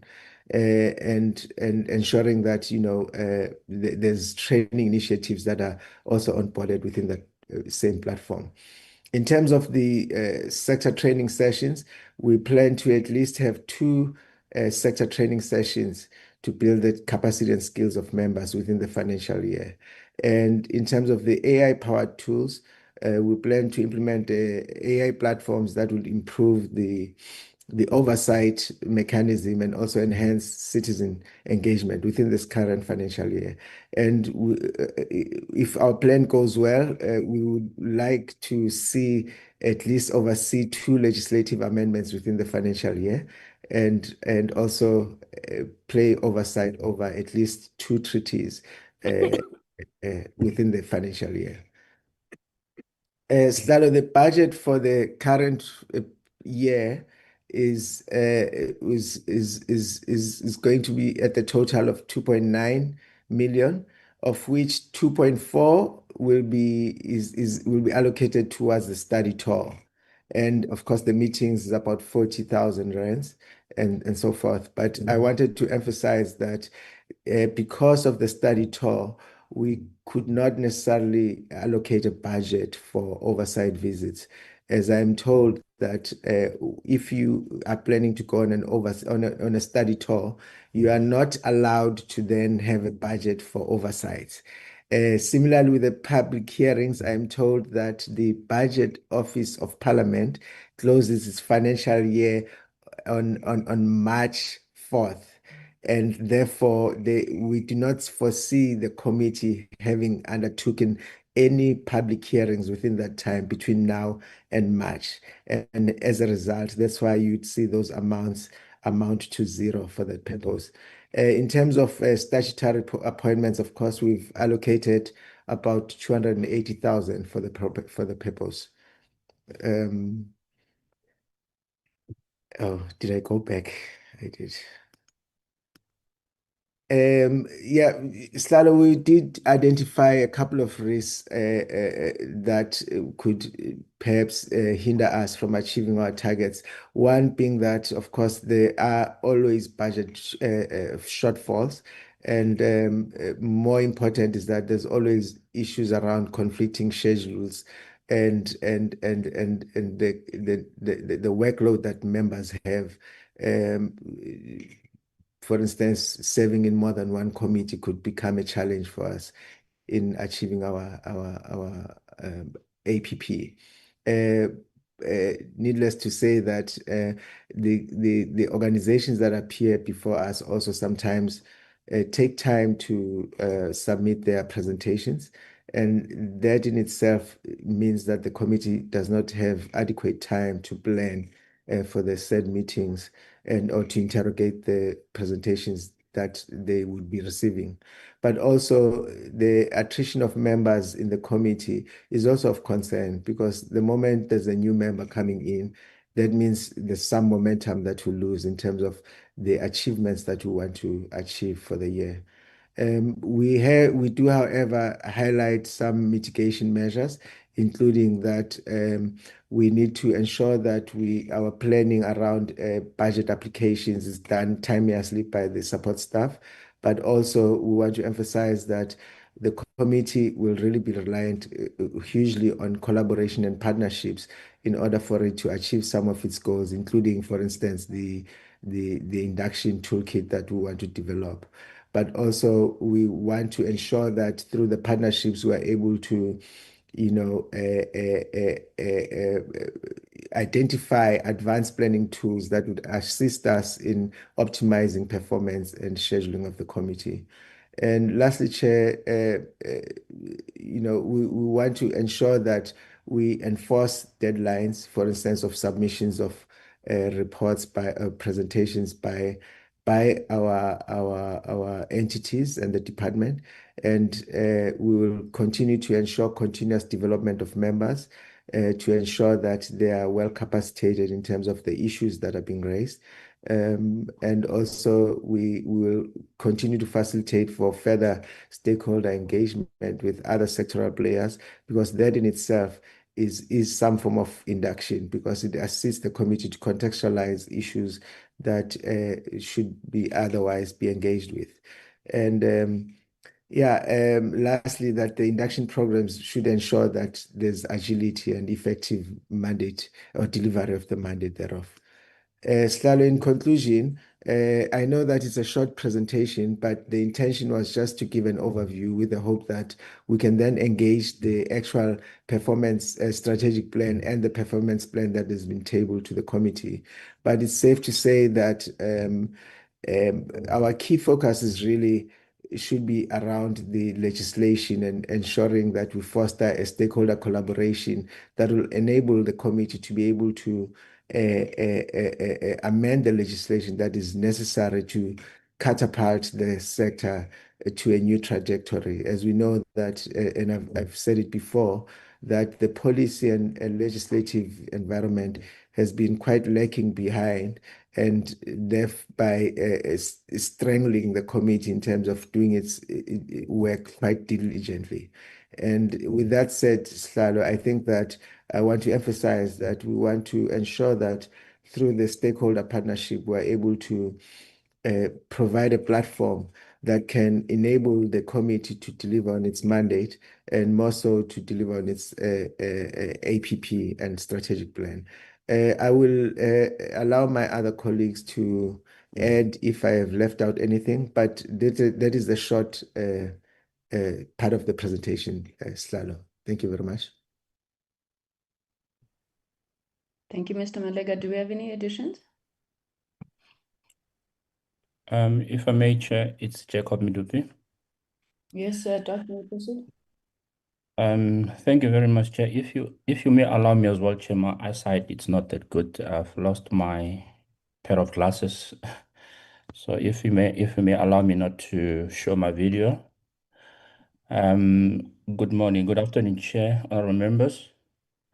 Chair, it suffices to say that indeed, and thanks Mr. Malika for the presentation, the comprehensive document as it's been shared with the members, what we really would appreciate from what we have submitted on both documents is if members, if we are not able to deliberate fully on the two documents, it will still be appreciated, but at least this week, if members were to submit any other comment or additions based on, the expansive document that would have been shared. Chair, suffices to say as well, or to indicate that we really appreciate the input from Honorable Ngubane. It's quite comprehensive, to be honest. And it's just we received them a little bit late, but we definitely have looked into that, and those would be incorporated, into the, the entire document. But those are, very good inputs, coming from Mr. Ngubane. Having said that as well, Chair, I'm sure members would have picked up a number of things that would have raised on the strategic document. Issues such as, the implementation of a tracking tool, your legislative framework, some of those things, Chair, they've, gained traction already in terms of the implementation. So on the ground, we have started looking into some of the aspect of the strategy. As soon as the whole entire process has been completed and the strat plan is adopted, we'll then formally have a proper way and mechanism of monitoring all these activities. But suffice it to say, Chair, that indeed, work has started, and as indicated, Mr. Maleka, that's what we really present before the members. Any other input, whether in writing or on the current platform, those would be really appreciated. Thank you very much, Chair. Thank you very much, colleagues. Sorry, I think you've done disservice to the document with that presentation, Mr. Malek. I understand, for example, that you've looked at what is this thing? You've looked at the period from now to end of the financial year. However, if it's a strat plan, we need to look across the cycle, the medium-term cycle, because it's up until 2025. And for example, the budget for the year is 3 million, not 2 point something that you have there, which is, I suppose, what the remainder is. I'm going to allow members to maybe just add 1 or 2 reflections, but want to propose that maybe we must allow members to go through the full document and submit to the content advisors, to the committee advisors, maybe by Friday, because I know that we've missed the deadline, their inputs. I would have also liked to see the strat plan speaking to strategic projects priorities, as per some of the issues that Honorable Ngubane would have raised. I know that they are implied in oversight, but the question is, and I think we had raised this at the strategic plan as well, what do we want to see at the end of our term? And if it means that there must be a dedicated page in the strat plan that says we would like to see, Honorable Ngaleshe, decrease in cost of data, cost to communicate. We may not be able to implement that, but then it gives the orientation of our committee and what the purpose of oversight is. I know you imply it, but I think it needs to be lifted out. Just a final question from me. I thought that the cost that we were given for the study tour, 1.8 million, so I'm a bit shocked now to see 2.4 million. If we could just get clarity on that, maybe just for the benefit of the members, to indicate that when we first raised the issue of the study tour, you'll remember that we were told that only 5 members would be able to go. So we went back and indicated that we would like costing for all of the members, plus the committee staff, which was delayed because there was a new service provider for travel in Parliament. They have since come back.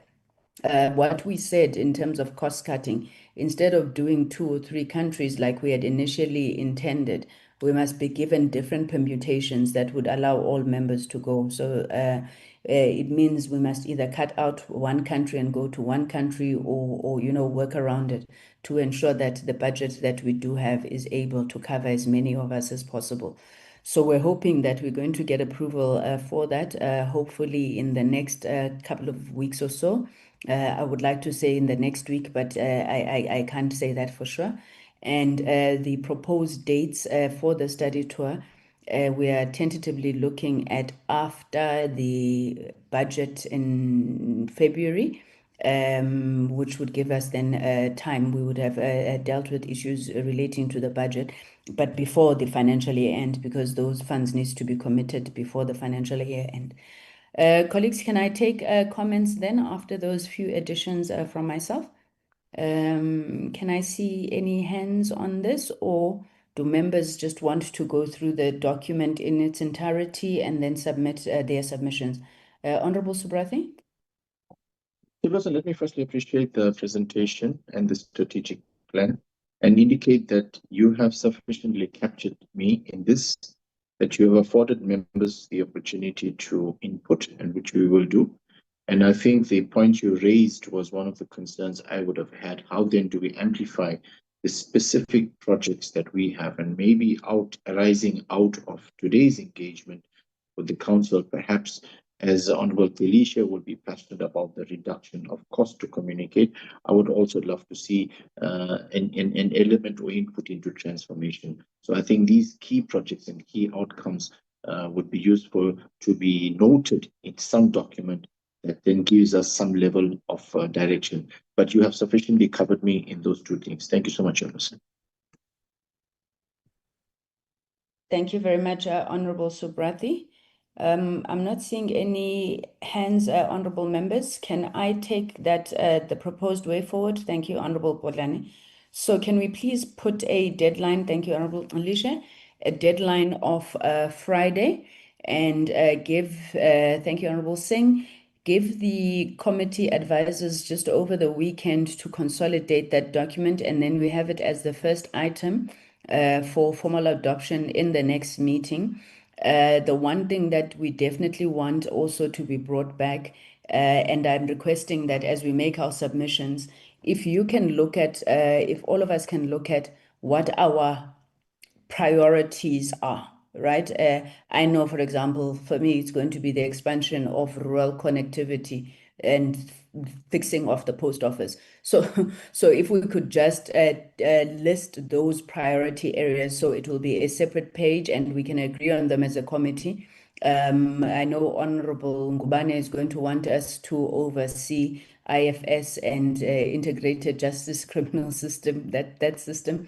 But let's have those so that we will then as a committee know what it is that we are trying to attain by the end of the term.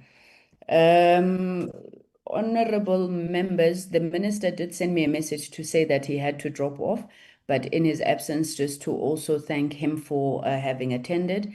I extend the same appreciation to all of you for your diligent attendance of the committee. Also to the colleagues from the ICT Sector Council and the department who would have joined us today. With there being no further items on the agenda, I then declare the meeting closed. Have a wonderful afternoon further, and remember the house sitting at 2. Thank you very much, honorable members. Thank you, Chair. Thank you, Chair.